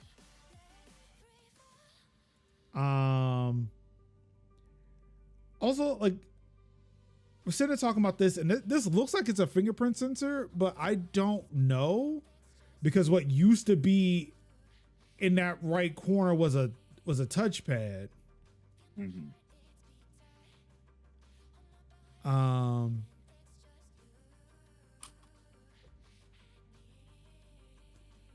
Let's see. I'm gonna search and see if it says anything about fingerprint. Nope. So nobody talked about whatever that small box is on this article. So I don't know if that is a touchpad or what.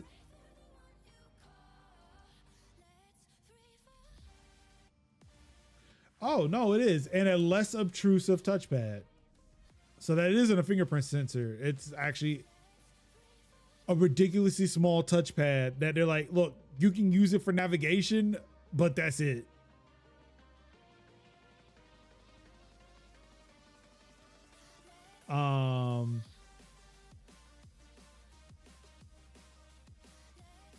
Also, it's kind of funny that the Lenovo is moving away from their removable controllers, because like if you weren't aware, you could use those controllers as mice, which apparently is the new rumor for the Switch 2 with their controllers.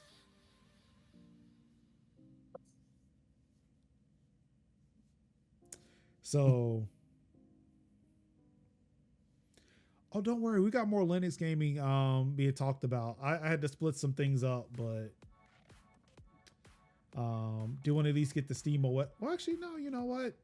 Let's move it. I'm gonna move some other things just to keep with the cohesion. Speaking of Steam gaming, Marvel Rivals team issues a statement on recent bans for Steam Deck and macOS players. Of course, if you've been playing Marvel Rivals on Linux or on macOS, you may have encountered a ban, a lifetime ban. To which NetEase took a look at those bans. They said, hey, you were not cheating. You were obviously using the platform. While they officially only support Windows, they're recognizing that people are using compatibility layers like Proton or Wine to be able to get the game running on different OSs, and saying, hey, we are sorry for those bans. We see that you were not cheating. You're using these compatibility layers, and have since lifted those bans on those players. So definitely shout out. At least they take the time to correct it. Yeah, I mean, yeah, definitely shout out to NetEase, the Marvel Rivals team, for fixing that situation. And it goes to show that, hey, we can play online games on other OSs. So Apex, what are you doing? Fortnite, what are you doing? Well, Fortnite, you probably can't be on macOS anyway, so. Well, no, I take that back, because at least they are available on iOS in the EU. In the EU. Again, the haha still stands. Haha. And while there was some negative labor news that was included, I removed it because I would like to celebrate when good labor things are happening. Mm-hmm. Yeah, indeed. Stellar Blade Dev is doing so well, it's given all 311 staff a PS5 Pro. Ooh. And a $3,400 bonus. Let me so dollars in the bank account. That's what I'm talking about. So here's what the part I love. It's like most people would do the cop out thing and just do the PS5, but the PS5 Pro and the money, Chef's And the kiss. money. And the money. Absolutely. They said, you know something, we know that y'all love games. Obviously, you work at a games company, but let's go ahead and do what you really or hope that we do. Let's run you these extra coins. Let's run you some money. As Kevin would say, hand clap of praise. Hand clap of praise. I mean, we could technically do that now if somebody hit the button. Oh. I don't have the button for that. It's in Discord, part of the soundboard. I know the button. Okay, well then you hit the button. I can't because I have to switch off of screens and it will break things.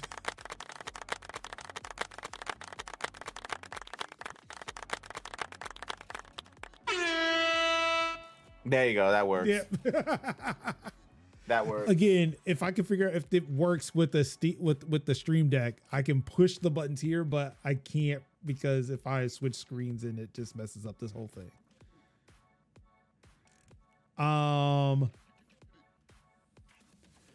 So yeah, as spotted by VGC, the South Korean publication, Naver reported that the eye-catching bonuses were designed to encourage the company staff.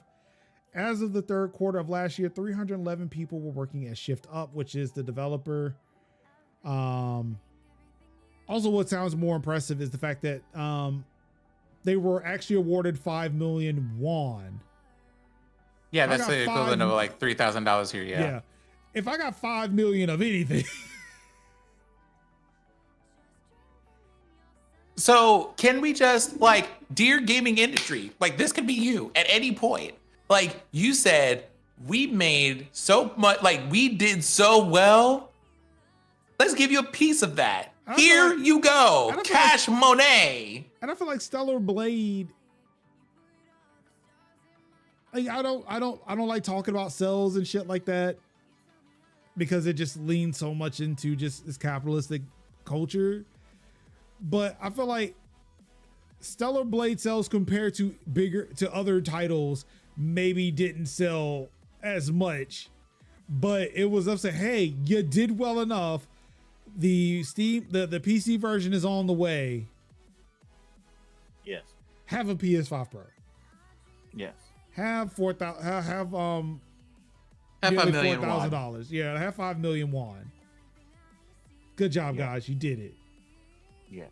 And it was one of those things that we did because morale. Imagine people feeling appreciated and rewarded for their work will continue to do good work.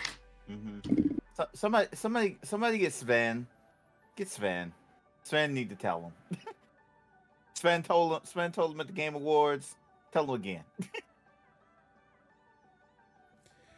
For context, Shift Up's other game, mobile action RPG Goddess of Victory Nikkei, makes more money than Stellar Blade. So it's like it didn't even sell like that. It was enough for them to be like, all right, cool, we did it. Good job, guys. Yeah. Their mobile game does better. Yeah. You're right. PS5 Pros, 5 million won. Here you go. Yeah. Because they were like, hey, let's go money you guys made. We love that. You didn't go in the red and you made your money back and you actually made this a pretty solid game. Awesome. Here's cash. Love it. You didn't lose money. Awesome. But speaking of devs getting influxes of money, historical Palestinian game Dreams on a Pillow surpasses funding goal. It's supposed to tell the devastating story of the 1948 Nakba, which, again, contrary to popular belief, is still ongoing. Yes.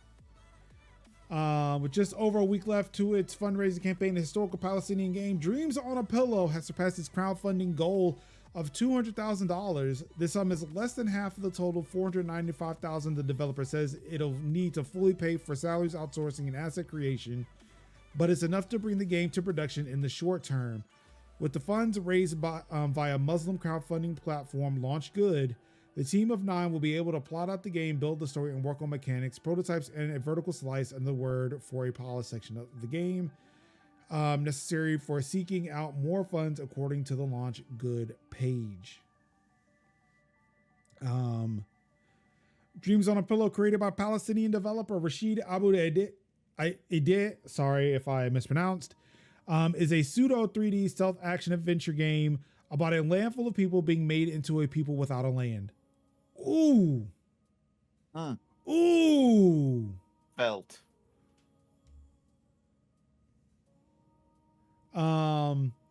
It's set during the 1948 Nakba when Zionists, oh my goodness, Polygon. Ooh. Polygon. Oh no, Polygon popped off. They said what needed to be said here. I'm here for it. When Zionist forces violently displaced more than 700,000 people from Palestine during the creation of the State of Israel.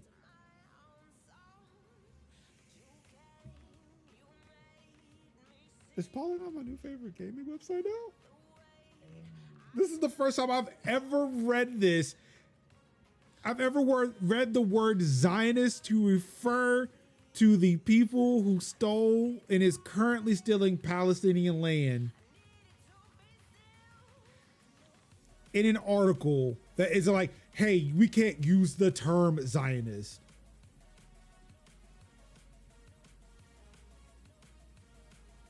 Oh, oh my God.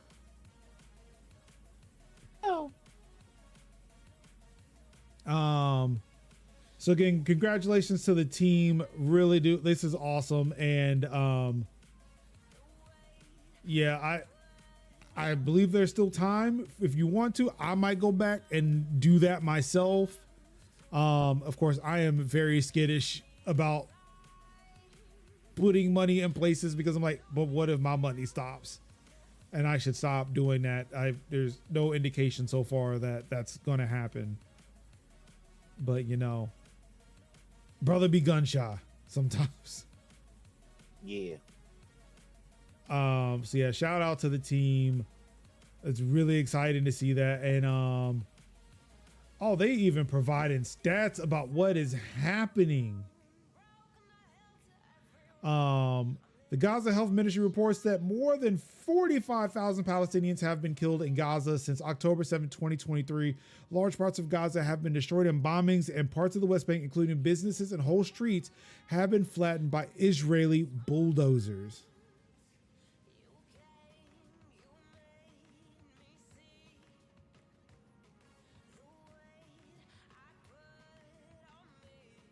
Y'all don't know how good this makes me feel. One, to see that this game got the funding it needed, but to have a site that's not afraid to say the shit that needs to be fucking said.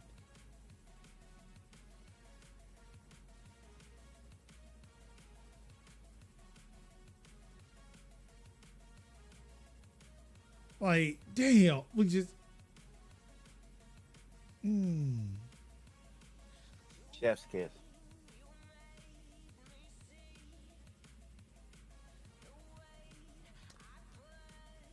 I think it was not, damn, I cannot remember who the guy is. It's like somebody in the games industry who's been like kind of screaming at the top, like he's been screaming at the top of his lungs about this game. So I'm glad that, you know, he was able to finally get like this game in front of the right people to get it funded. I know he's happy about it because like I think when he came across it, nobody heard of it, nobody was talking about it, and like he has just been screaming at the top of his lungs. And I'm glad that, you know, even like just the work that he was doing is finally being vindicated as well. So shout out to everybody involved.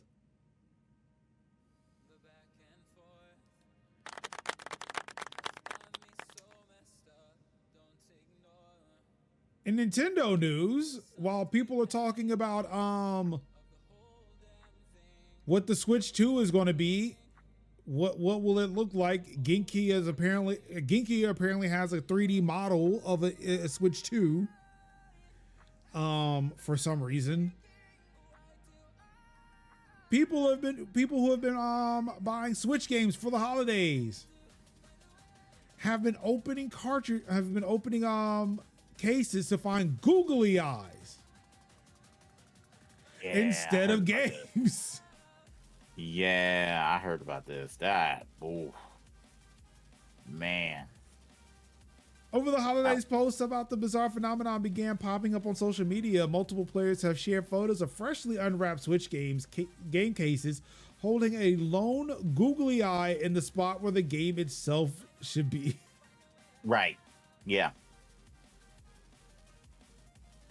Because the breakdown is when you shake it.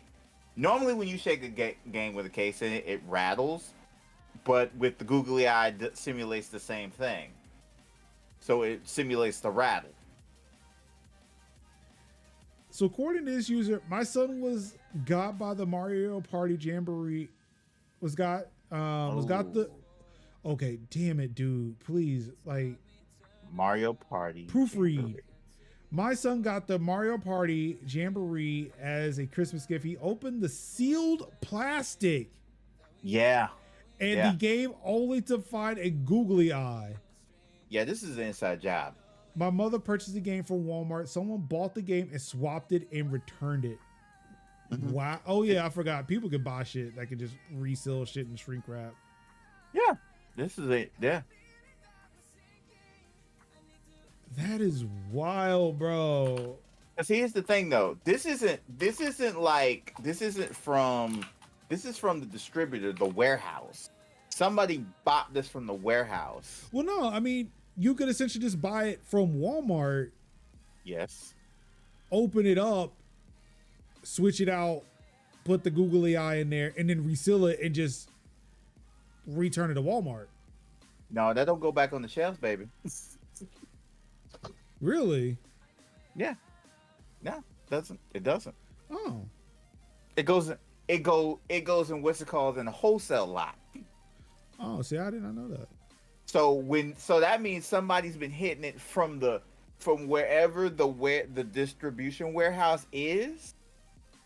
So like say like the distribution warehouse, Walmart distribution, gets on the truck, goes to a store. Somebody's been hitting it at the distribution level and swapping these out. And that's what this article is saying here too. It's not clear how widespread the issue is, nor is it clear who the culprit is. Some players suspect that warehouse workers somewhere along the supply chain are snatching the cartridges and replacing them with a googly eye, so the weight of the missing cartridge goes unnoticed. Right. Or for the purpose of making sure the box sounds like it still has a game inside it when shaken. So, yep, pretty much everything you said. Yeah, it's like that. That's when it's like, yo, somebody's hit some. Because when she said she pulled it off the shelf, it's like, yo, somebody was shipping these from the got caught from the distribution. They don't pull that bad boy back on the shelf. I got to be like that gift of Shannon Sharp. I got to be like,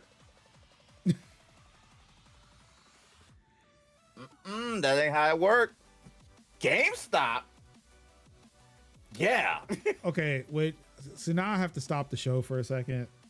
Mm-hmm. One, there's something I meant to check, but my laptop was dead, and that's what ultimately led me to taking a nap instead of being up. I need to check something real quick. Let's see. I hate the fact that they sell graded cards now. I mean, they got to, because they can't really do games. They can't really do games like that, though. They gotta sell like services now. Okay, so a new cop. The fuck? Okay, this is wild, bro. I got an email today just before I went to the dentist, and they were like, hey, 90% off of clearance stuff. So I went to GameStop to see what the clearance stuff was. They were not games. They were just other tchotchkes and shit, right? But I was like, okay, I'm here. Let me just see, right? I saw the Avatar Frontiers of Pandora. From what I've heard, a good looking game. Yeah, a good game. Was being sold at GameStop for $20. Yeah. On the PS5. Mm-hmm. New. Yeah. The only reason I'm talking about this now, eventually I would have bought it up, but when you said like GameStop doing shit like this, it made me remember how GameStop like- does new releases when it's been on the shelf for a while. It's like, oh, now that you mention it, Yeah, because they took a game out of a sleeve and then put it into this open case I gave them, and it's like, Yeah. this is new. No, it's not. it's not. But for $20, I'm not arguing the point.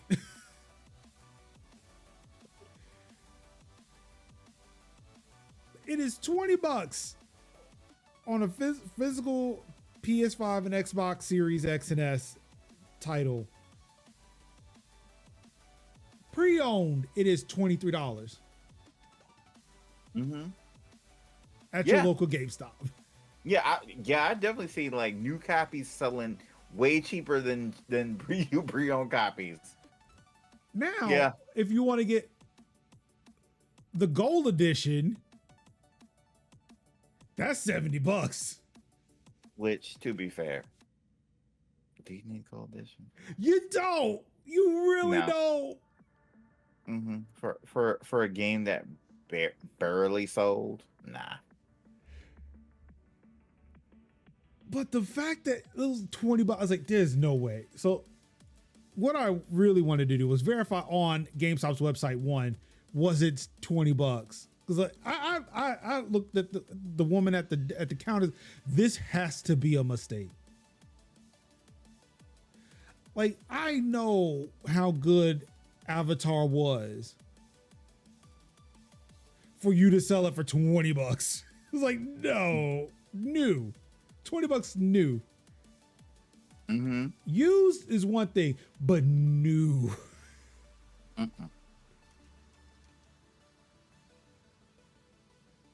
No. All right. At Best Buy, Avatar. Oh no, it is $20 across the board. Apparently this game was selling for $50 MSRP.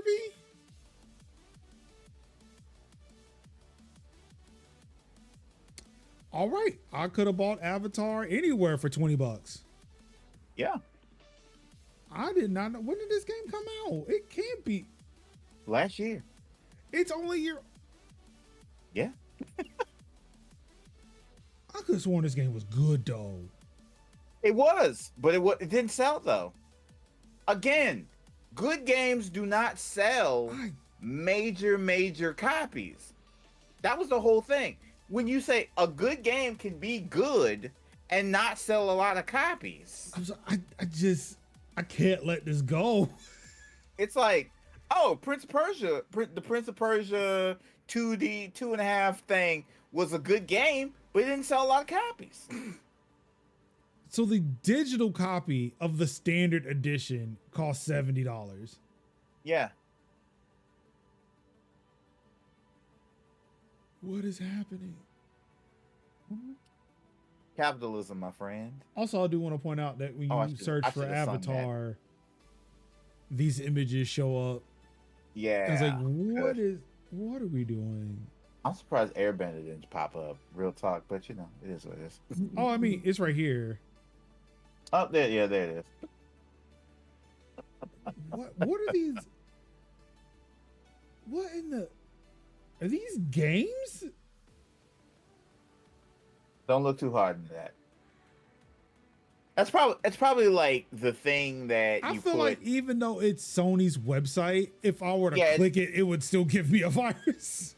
Yeah, it's like you pick. It's like you're basically the thing that you put in the corner by your name, kind of. It's like the little avatar pictures. Yeah, See, that's it. now I got the Steam. What are you selling for? Oh my God, Steve! Yeah. I am disappointed. Yeah, because it's not a Steam sale, mate. But I mean, if you're selling a physical copy for $20, and on top of that, real talk, Major, just go ahead and get it from Best Buy. no, I already have it. Okay. I should have, because at least it would have been a sealed copy. Yeah. But again, it was a thing of I was in GameStop and I saw it and I was like, I don't think this is real, but I'm going to buy it now in the event that it like somebody comes to their senses type of thing. If I knew it was $20 at Best Buy, I would have went to Best Buy to get the sealed copy. Right. Nothing is also stopping me from going back, returning this game to GameStop to get my $20 back, only to go to Best Buy 2 minutes across the parking lot to buy it sealed.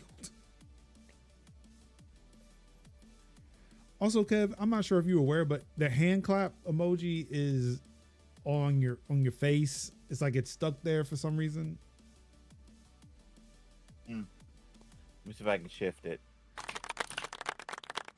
Also, it seems like the horn is stuck on Sin's face.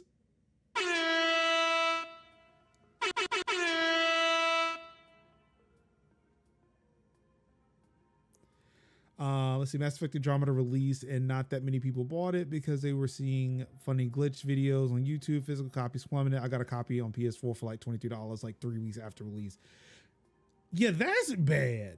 I don't know. I mean, according to Steam, it seems like all the reviews for Avatar are mixed. So I don't know. I don't know. Yeah. It was just baffling to me, and I was like, I guess I don't even know if I'm gonna play it like that. But it was a $20 thing, and it's like I feel like I made a big fuss about getting this disc drive on this PlayStation. I might as well buy up physical titles. I think you should. I mean, yeah, I know I should. Even though it's that whole thing of like the environment and all this plastic.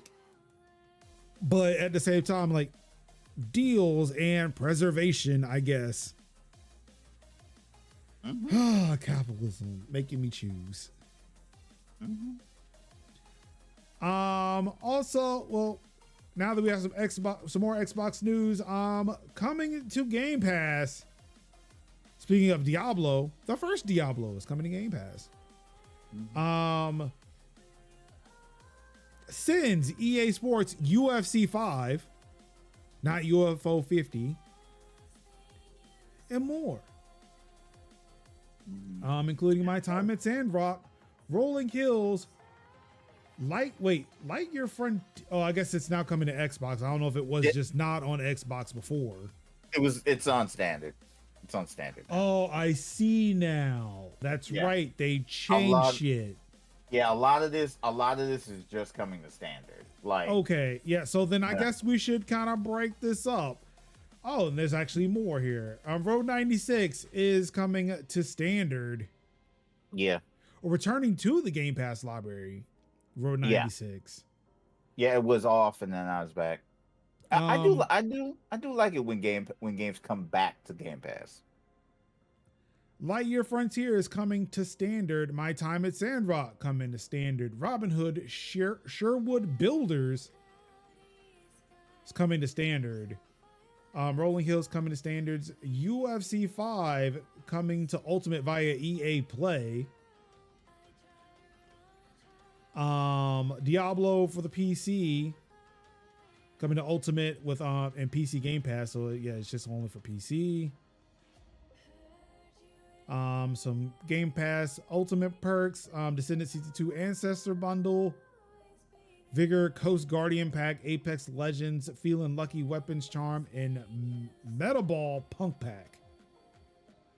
Leaving in the middle of the month is Common Hood, Escape Academy, Exo Primal, Figment, Insurgency Sandstorm, and Those Who Remain.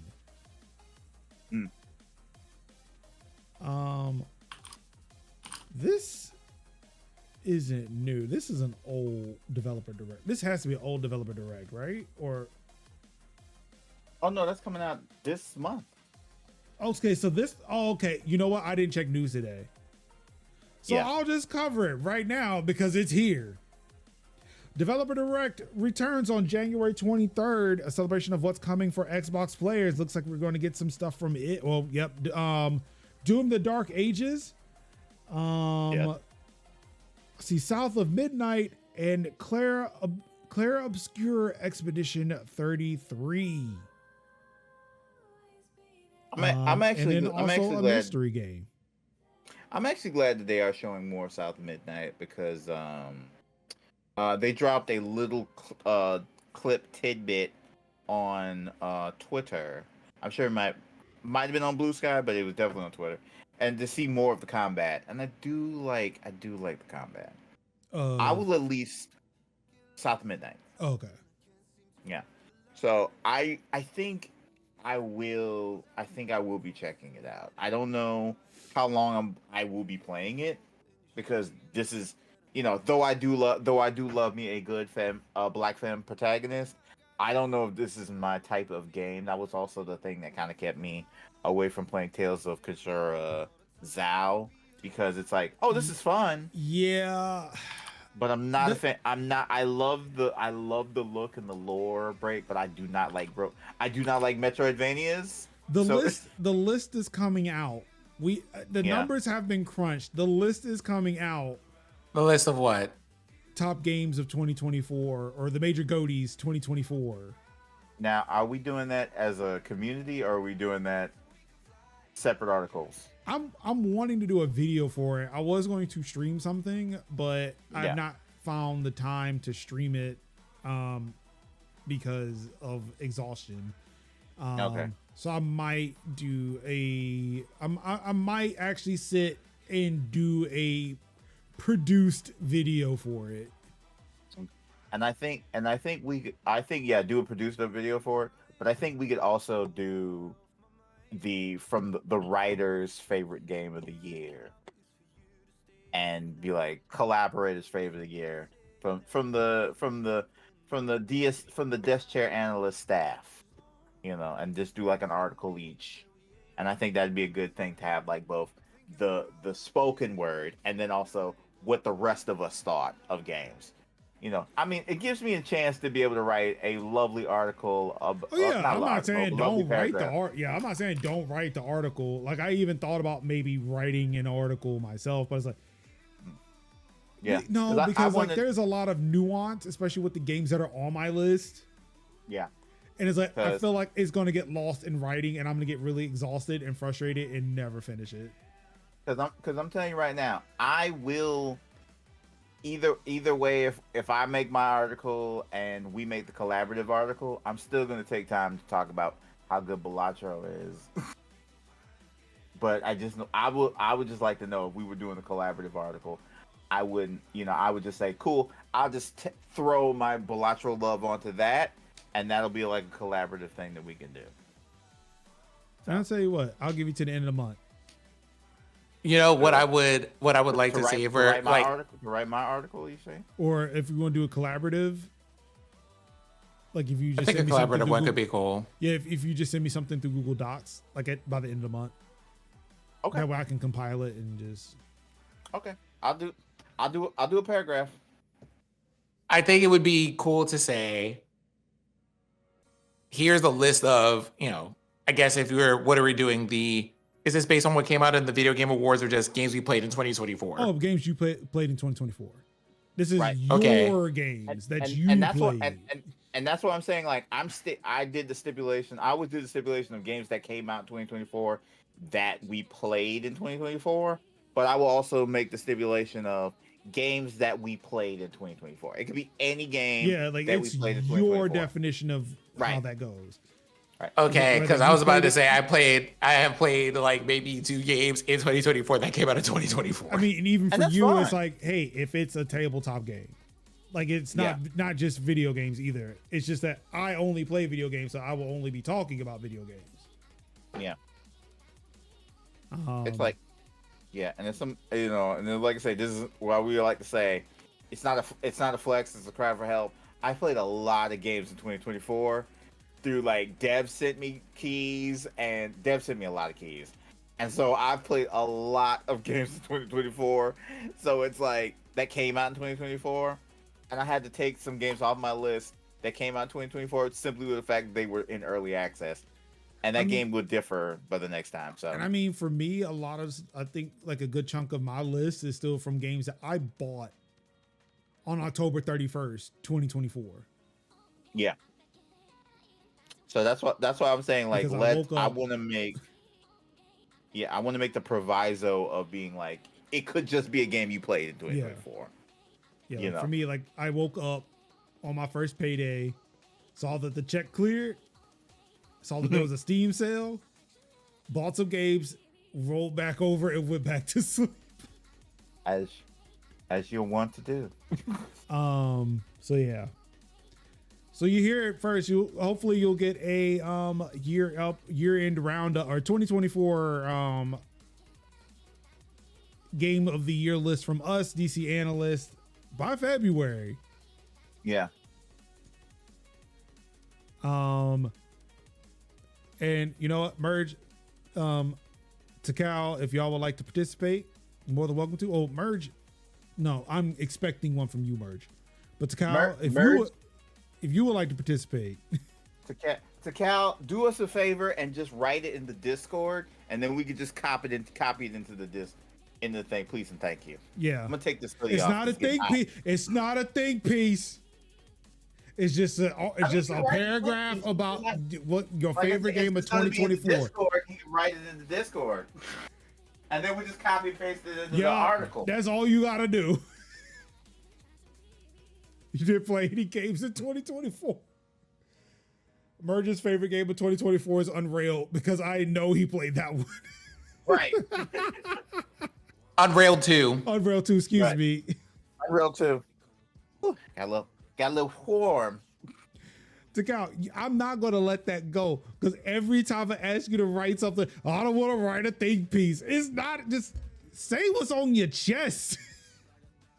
Like I said, give us a full paragraph, at least 5 to 6 sentences about a game that you wrote, the game that you played in 2024. Not the school definition of a paragraph.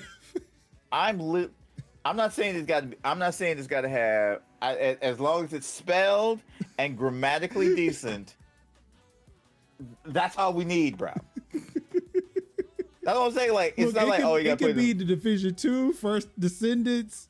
Did you play a game in 2024? Yes. I know he's played. I've seen him do it. That's what I'm saying. That's the provisos is low. Oh, speaking of which, Merge, I know you've played it. I bought Peglins because I saw you playing Peglins. And here's the thing. And here's the cool thing. You bought Peglins because you watched Merge play. I didn't watch him play it. I showed up on Steam Deck. Merge is playing Peglins. I was like, right. And you know and what? Guess what? I have that on my wish list. Let me see what that's about. And I've actually enjoyed it. And guess what? Merge bought it because he watched me play it. I was still trying to figure out why the hell Peglins was on my wish list. Merge has check the chat. Merge has confirmed it. I was trying to figure out why Peglins was on my wish list. It's like, what the fuck game is this? It's like, it's Peggle. That's why. Peggle. It's Peggle with roguelike elements. It was perfect for me. It was made for me. Oh my God. Said it's like Peggle and Round Cube. It's Round Cube. That's what it is. It's not Round Cube. Roundabout. Yeah. It's like Roundabout or Pachinko. Any devs in chat. This is why you need to give Kev keys. Exactly. See, give me keys. I didn't know Kev played it. I will sell. Yeah. Oh, I streamed it. like. No idea. I just knew it was on my wish list. I was wondering why. And then I saw Merge play. I said, okay, if he's playing it, I got some money here. Have it. This is why I did that. Yeah. There are oftentimes Merge comes up, sees me play a game, and then like, I like that. I want that. And yeah, it's like, that's what I'm saying. Like, any devs, let me know. My Gmail, KevinKevShow@gmail.com. Send me keys. I am 2025 shooting the shot more. I got a game now that I have to do coverage over, but I couldn't because Christmas was kicking my butt, emotionally, mentally. Yeah, Christmas was Christmasing hard. It was kicking my butt. Like the holidays was kicking my butt emotionally, spiritually, and physically. And and then I started this diet after the holidays, the lead up into Christmas, and it's like, cool, I got to start a diet after this, and it's like, great, because I'm like trying to take my health seriously, and it was just like bad news, weird stuff, and dealing with stuff, and then now it's like January, and then what's happening in like 10 days, and what's happening in 11 days. See, you reminded me, and see, again, this is how simple it is. Like, I just pull up the app, and I can see, and yes, I understand it is high. Your boy's trying to get it under control. Yeah. Oh no! And since I showed it, it went up a point. So shit. Yeah. Now my blood sugar's just trying to fuck with me. So yeah, it's like it's dealing with a lot, but gear wise for me, I'll talk more about it, before the show ends. But yeah, just as Bird says, yeah, watch me play, because I play a lot. I play a lot. And to get out, just to wrap up some of the news, or wrap up the news stuff for the week, Apple releases iOS 18.2.1 with bug fixes. This is also with iPad OS as well. So again, as Takala says, like, apparently this is in his brain every time he reads me type this out. Update yo shit. Mm-hmm. Yes, sir. I can't believe I was censoring that at one point. But now I'm like, fuck it. I'm going to say whatever the fuck I want. Update yo shit. And I know my language keeps me from having young, impressionable viewers show up to these streams. Be all right. Why? It doesn't keep them from, you know what? Let me shut up. I mean, because I have parents who come up to me and say, oh, so you stream? I do, but... Yeah, my peoples be like, oh, you stream? And I'm like, it's fine. Like, it's like, you don't have to watch it. I would appreciate it. And like, hey, if you're there and you're young, and you have like young children, let me know, and like I'll act appropriate, right? But by default, it's not that. Mm-hmm. Just know when you roll up, it's vulgar. It's not disgusting. It's just like, hey, we just drop a lot of F-bombs. It's not safe over here. It's not safe. It's not. We're not a kid-centered. We're not kid-centered content. That's what we are. I was much more animated when I said it. See, now I feel like I'm being put on the spot to perform. It is like,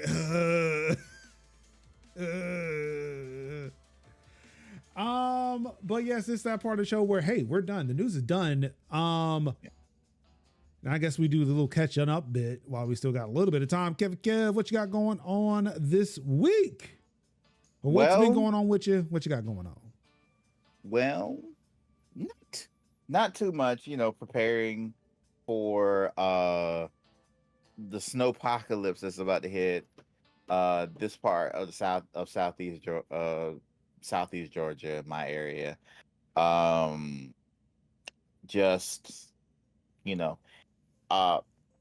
Also like, playing games and cracking the knuckles and get back into writing again, because that's like I've took off time for the holidays.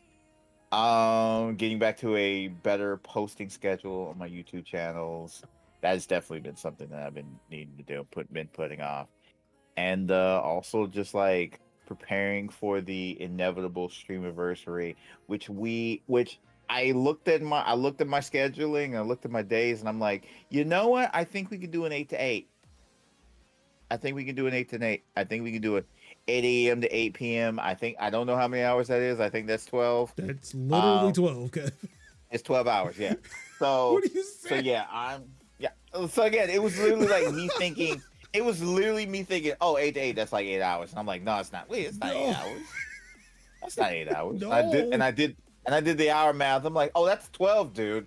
Jesus. Like, so, I think it's all like, yes. Yes. Yeah. So it's like, oh, brain fog. Days are meaningless. So yeah, I'm going to be inadvertently doing a 12-hour stream. We'll see how that goes. I don't know if I'll make the whole 12, but I'm gonna make an attempt. And I gotta let her know. I gotta let maternal unit know, because I am not only just a streamer, I am also a caregiver. So I have to. There are going to be times when I'm going to have to take copious amounts of breaks and check and make sure that she is good and she is well and that she is covered, because she's not going to have a son for probably 12 hours, for majority of those 12 hours. So I have to be like, are you good? Make sure she is good. Make sure she has, her appeasement, what I like to call her appeasements.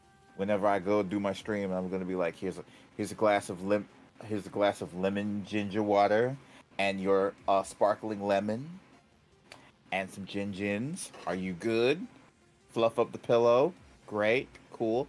All right, I'm finna go stream for 2 hours. Bye, love you, and then I'm out. So I'm gonna have to do a 12-hour amount of appeasements. So yeah, that's what I'm gonna be doing. So yeah, I'll be doing that on my stream anniversary. I don't know when, don't even know the exact day, but it's gonna be before the end of the month. And so yeah, I'm gonna be doing a 12-hour stream at some point. We'll see how that goes. Definitely, if you've ever been to my Wednesday watch parties, think about that, but like food videos all day. Just 12 hours, just like at least half of that time is going to be food videos. So be prepared. And yeah, that's what I got going on. Wow. So one, I figured out that if I just hovered my mouse over the Discord icon, or like the little Discord preview in Windows, it made the icons that were on your faces go away. So that's fixed now. Hooray. But I've also moved OBS, so now I can see OBS proper, and I am now messing with the soundboard.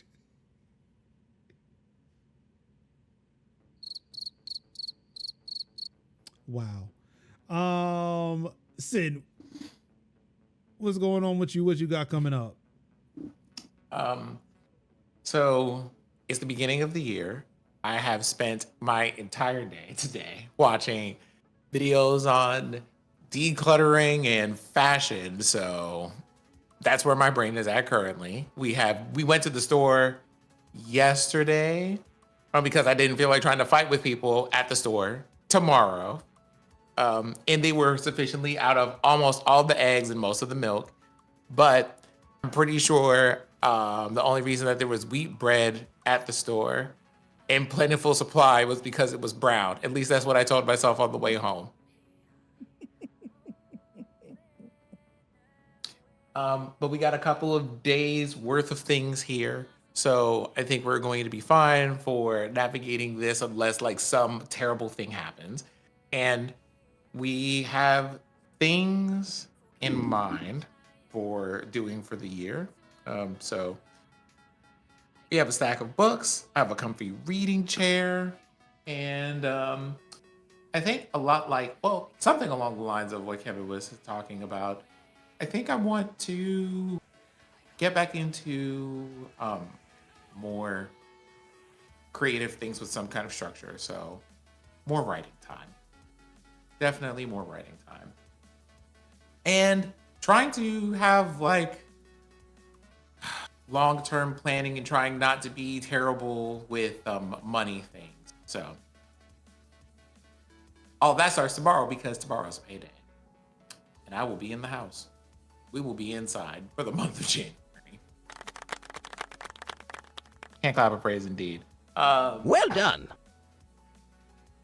And yeah, that's it. That's all that we got going on over here today. So I will keep y'all posted if anything interesting happens, but I don't think I'm going to have anything interesting report until next week, except for here's what happened last week when we played tabletop games. Meanwhile, let's see here. Nothing much really happened here. I mean, like I said, I've shared, the Avatar story, so that's pretty much what's been going on. I would like to report that I dodged a bullet Buying my son a Nintendo Switch was probably the best thing because let's see, I'm gonna check it. Because Kev, I think I mentioned this on your stream Friday.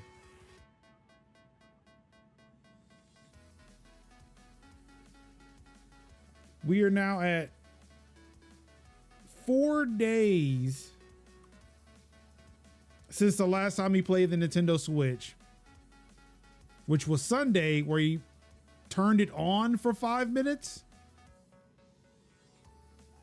And there was 3 days where he didn't play it all until like a Wednesday where he played for an hour and a half.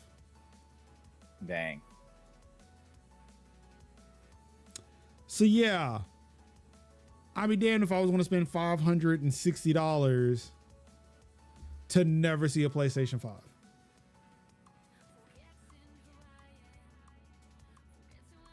Mm-hmm. Kev, you are owed some of this appreciation because we sat that day and thought about it. We talked about it. We talked ad nauseum and we broke that shit down. We were like, we got down the charts, graphs. You broke out the whiteboard. I broke out like the big pad of paper. We scribbled all of the notes like Sheldon and Leonard doing like fucking computations. We did that. How do we get this boy to not want a PlayStation 5? And we really sourced that out. We were like, okay, he can get a Switch, but how do you feel about? It was like really like you get a Switch, but how do you feel about the dock? Do you want the dock or you want to go Switch? No, it was like, how do we convince him to want less than? Right. And so it was like because he knows that the PlayStation 5 is better than the Switch. Right. So how do we convince him to want less than? But how do we get him to do less? So we were like, okay, put it by.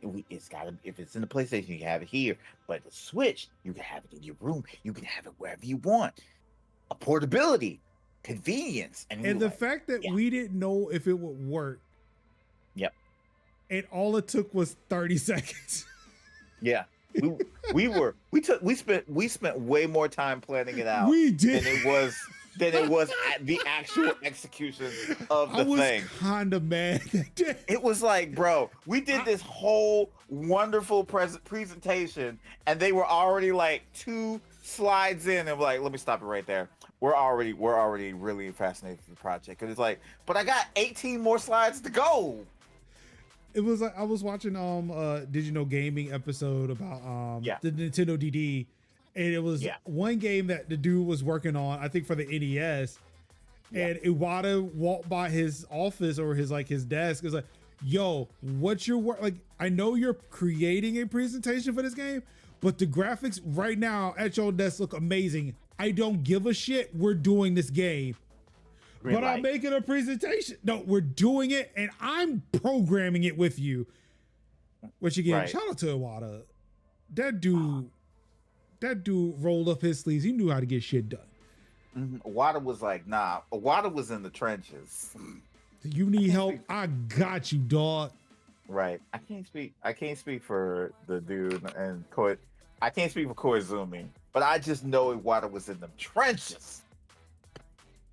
Wada was waiting in the water. Oh, he was out here. I can just imagine that Wada just sitting up there, ashtray full of cigarettes because it's the 80s, smoking away, listening to Japanese city pop like music. Stay with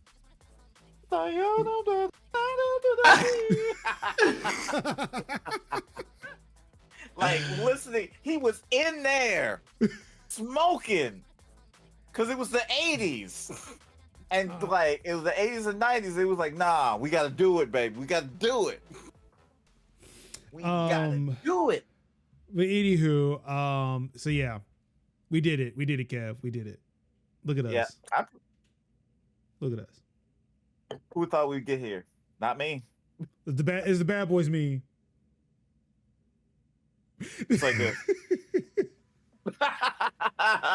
We were like, it's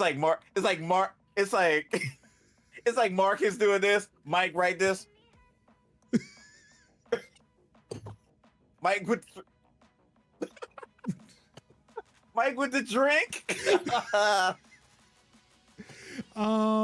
Yeah, so outside of that bullet dodged, so like, again, the list has been made. I have done the calculations.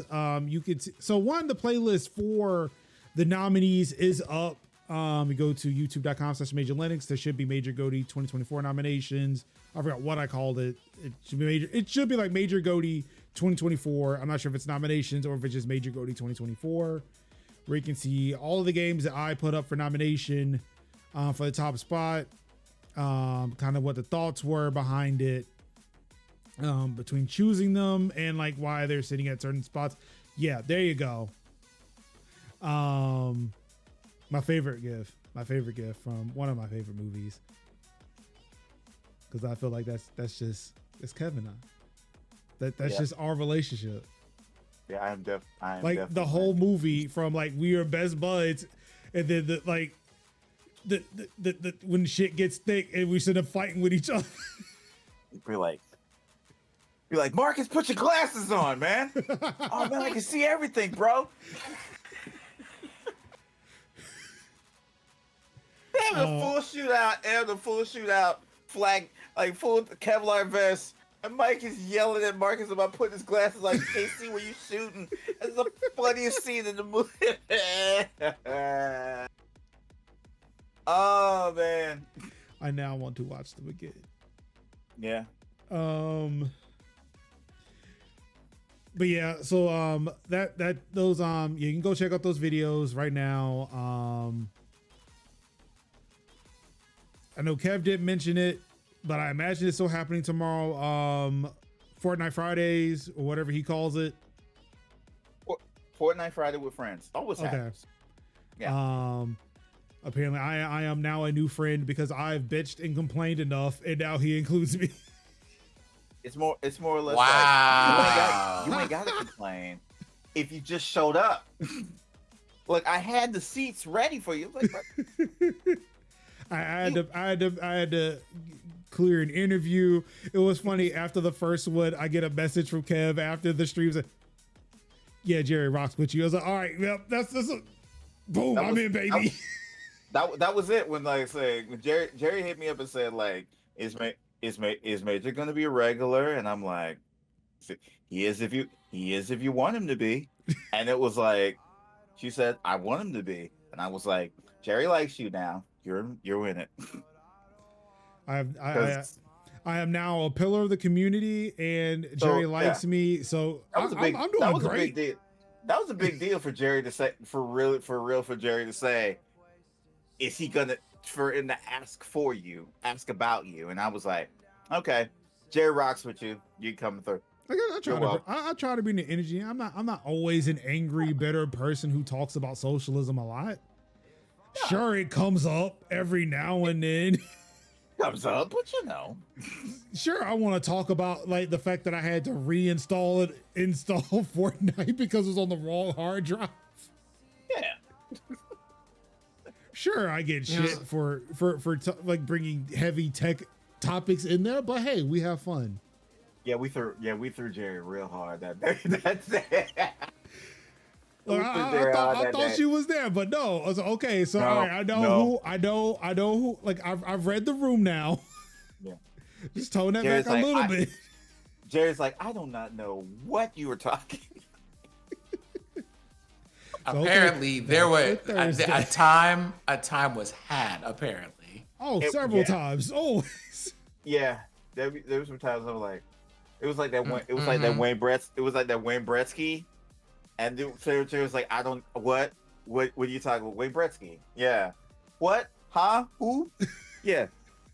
You miss 100% of the shots you take. Wayne Gretzky. Well, the fact that, it's like, oh shit, they got this for now. Yeah, man, you missed several seasons. Did I know? Yeah, several seasons, yeah. Oh, man, I really like this. Yeah, that was in the Battle Pass, yeah. Mm-hmm. You missed it. The fact that I no longer will get Solid Snake or Old Snake. Yeah. Even though I looked at Old Snake, and Old Snake does not look like Old Snake. Nah, he looks like oldish Snake. Like looks like- middle-aged Snake? He looks like J.K. Simmons Snake. That's what he looks like. And there was Yeah. somebody else who looked more like old Snake than he did. Yeah. How did that happen? I don't even know. Yeah, And it made me sad.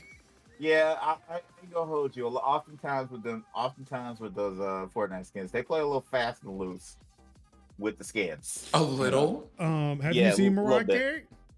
Yeah, that's what I'm talking about. Yeah, man. no, I'm talking to see.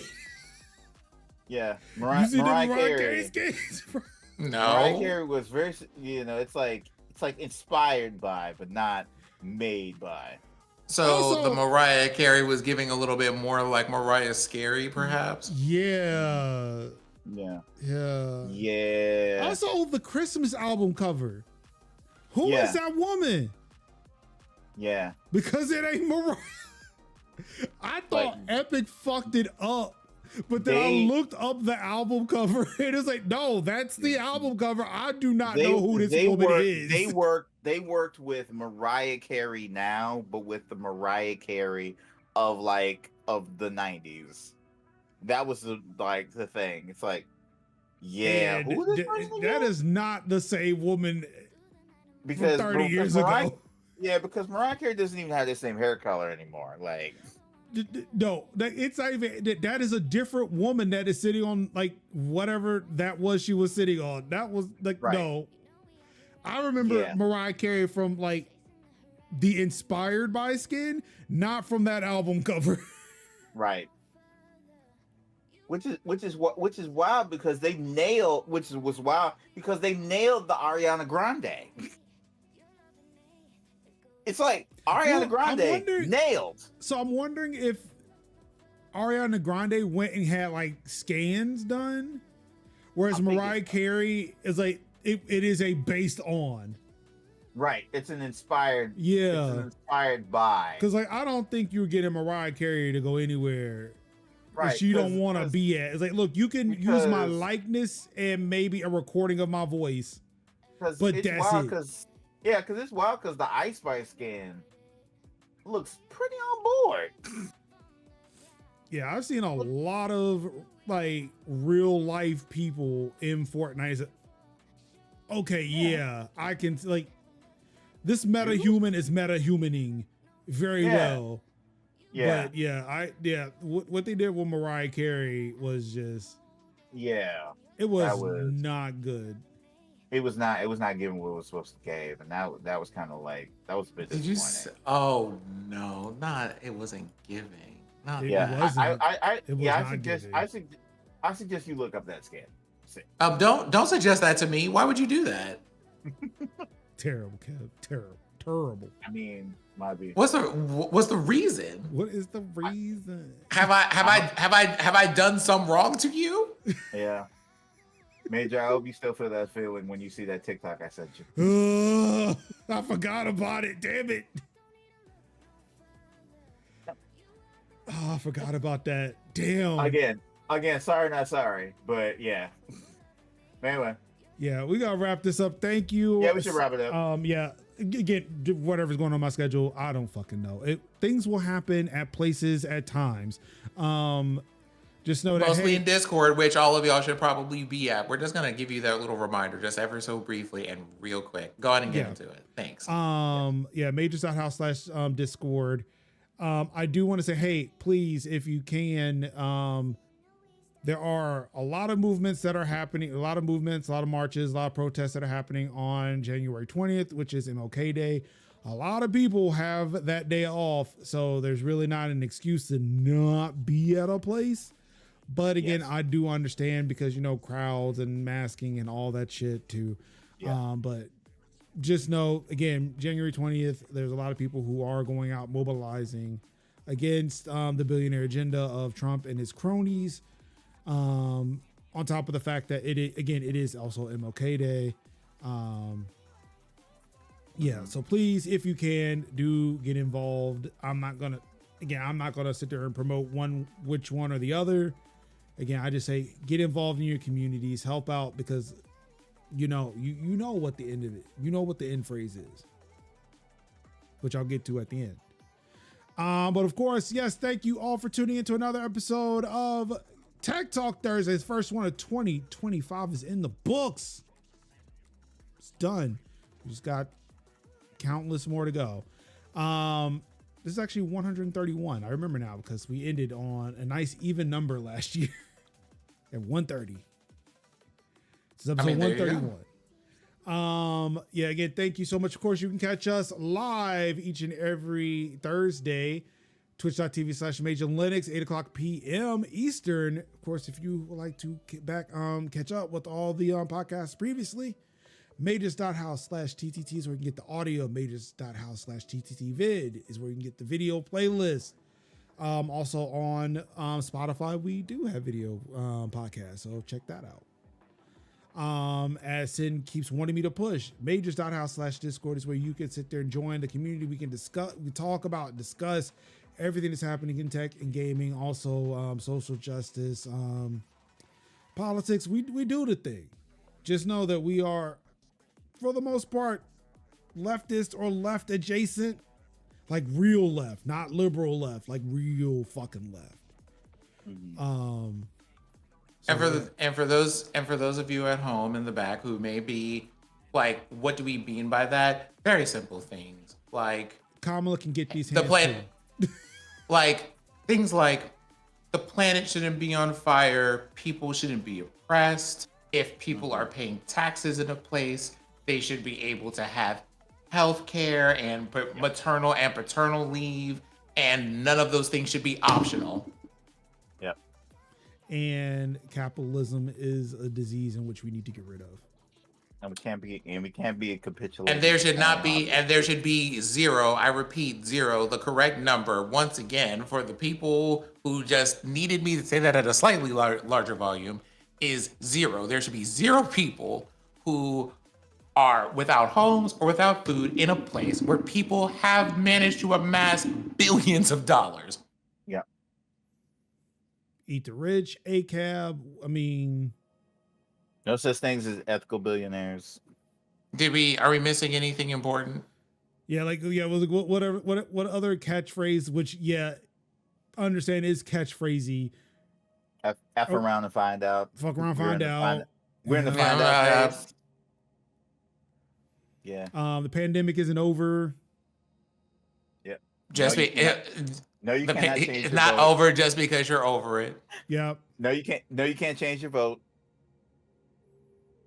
Yeah. Tokens get spent. I don't know. Should make a channel where we just list all the fucking slogans. Yeah. That's okay. Yeah, we realize this is ridiculous, but also this is where we're at now. Yep. But yeah, so just so you know, also for those who may not be aware, for those who are already in the community who have not had to deal with this, because I've changed some security settings with the server, I do ask the question of what does make a more equitable society. And I do check those answers. And if you do not pass that vibe check, it is a very simple vibe check. And if you do not pass it, you do not get in. Yep. So, yeah. So those are the places you can find. You can find me on Blue Sky, Threads. Maybe not for long. Blue Sky, I don't know. Blue Sky is fucking tripping. It's either Blue Sky or Buffer. I have no idea which one. All of a sudden, randomly. I just want to say I really did enjoy the Sims content. Yes! I did not know what the fuck that you were into. I did not know that you were into the Sims like that, but I really did enjoy the content, Major. Good job. What the fuck? Kev, did you see that? Sims? I randomly posted Sims content today. Not just one post either. It was posts. like 3 posts consecutively. It was like 2 or 3 posts, and then something about Ebola. And I'm just like, then I saw the major equivalent of y'all, my account got hacked, and so I'm like, I'm just gonna wait until the dust clears. I don't know if it was hacked or what, because it seems very odd to just post Sims content. I was like, I'm just gonna wait. I'm just gonna wait for Major to explain. I'm gonna let it rock. But as far as I'm concerned, it seems like there was an issue with buffer, because the thing about the Ebola virus had a buffer link to it. So I think something happened with buffer today, and they sent the wrong shit to the wrong people. I don't know. I have not verified anything yet. Hopefully I can do that between today and tomorrow. I do not believe I've been hacked, but it was weird. And when somebody else liked that content, I'm like, yo, what the fuck? This isn't me. But sure enough, it had my name attached to it. Okay. All right. I've not had enough sleep. I am tired as fuck. I have a dentist appointment and I'm in the middle of a meeting. And now this bullshit happens. It's like, so, right, I'm going to go back to bed is what I'm going to do. I wish I could have, but I was in the office. So yeah. But yes, on Blue Sky, Threads, not sure how long I'm going to be there, even though that is where I find the most leftist content I've ever found on social media, like ever, outside of finding leftist Discord servers. And of course, my favorite, my bread and butter, because I run the server, my Mastodon instance. Of course, you can find these gentlemen on Mastodon, Blue Sky, I'm sure Threads as well, but I know the Mastodon links are posted in the show notes. Yeah. In the YouTube description. So yeah, you can find us. We'll be there. We can talk to you. Just add us. Don't be out of pocket. Like when I posted the John Deere post, and definitely MAGA motherfucker showed up. So we gotta get rid of the illegals. Like, and then try to post some Obama shit, like Obama was black and white, but MAGA's red, white, and blue. I said, motherfucker, do you know who you talking to?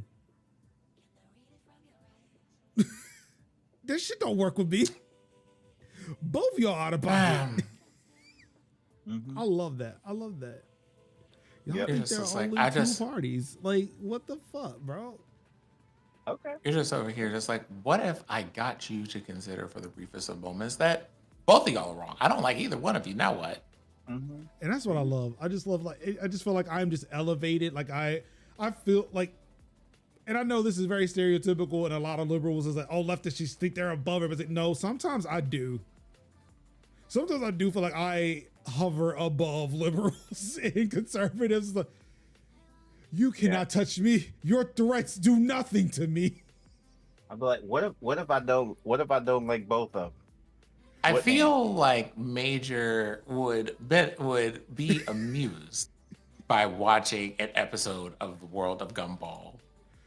Oh, I see. Some of that is being shown in my house through YouTube Kids videos. And I will sit and, like, even if it's like on the other side of the couch, I will sit every so often and watch one. I actually do want to watch that show. It seems interesting enough to me to where I would sit and watch it. Like I tried to sit and watch Craig of the Creek too.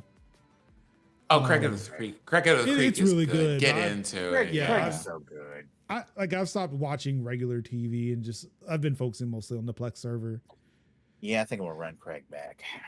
But yeah, we're rambling. I know it's been a while since we've seen each other. It's been like a month since we've seen Sin, because he's been traveling. Because it's been about a month of Sundays. You're right. Yeah.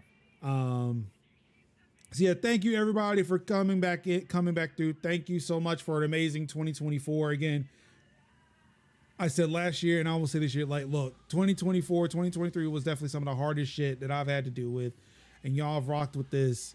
Y'all have rocked with us. You've rocked with DCA, the Major's House Network, for so long. Where again, I had to, like I pointed out to Kevin, I still can't believe it.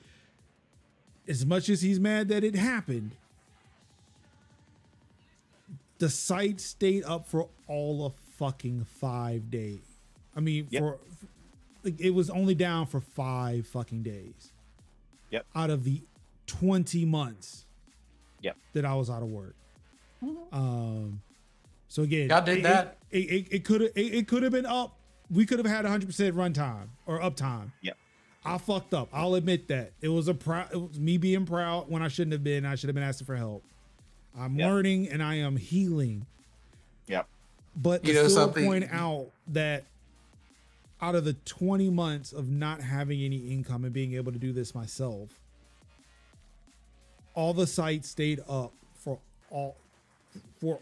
almost all of it. Just 5 days of downtime. And even then, it was almost like nothing happened. It was just a very bad, sad weekend that I had. Mm-hmm. And that is because of all of you. I thank you all so much for sticking with me, sticking with us. Through that time, things have been shit. Just site-wise, personally. But y'all kept me grounded. You kept me sane. And like I've got nothing but just thanks, gratitude for all of you for keeping this up. So again, like, just thank you so much. With all that being said, you all could have been anywhere in the world, watching any stream in the world. You could have been reading the tech gaming news yourself. You could have been at CES, but why? And I appreciate you weren't, and you decided to stay here, stay home, be wherever you are, and watch this stream, watch this podcast. And for that, I say thank you so much. And all I've got left to say to you wonderful people out there, truly wonderful people, is I love you. Wait. Nope. Sorry. And no one's going to save us but ourselves. Thank you. You're welcome. And peace. Wakanda forever. We did it.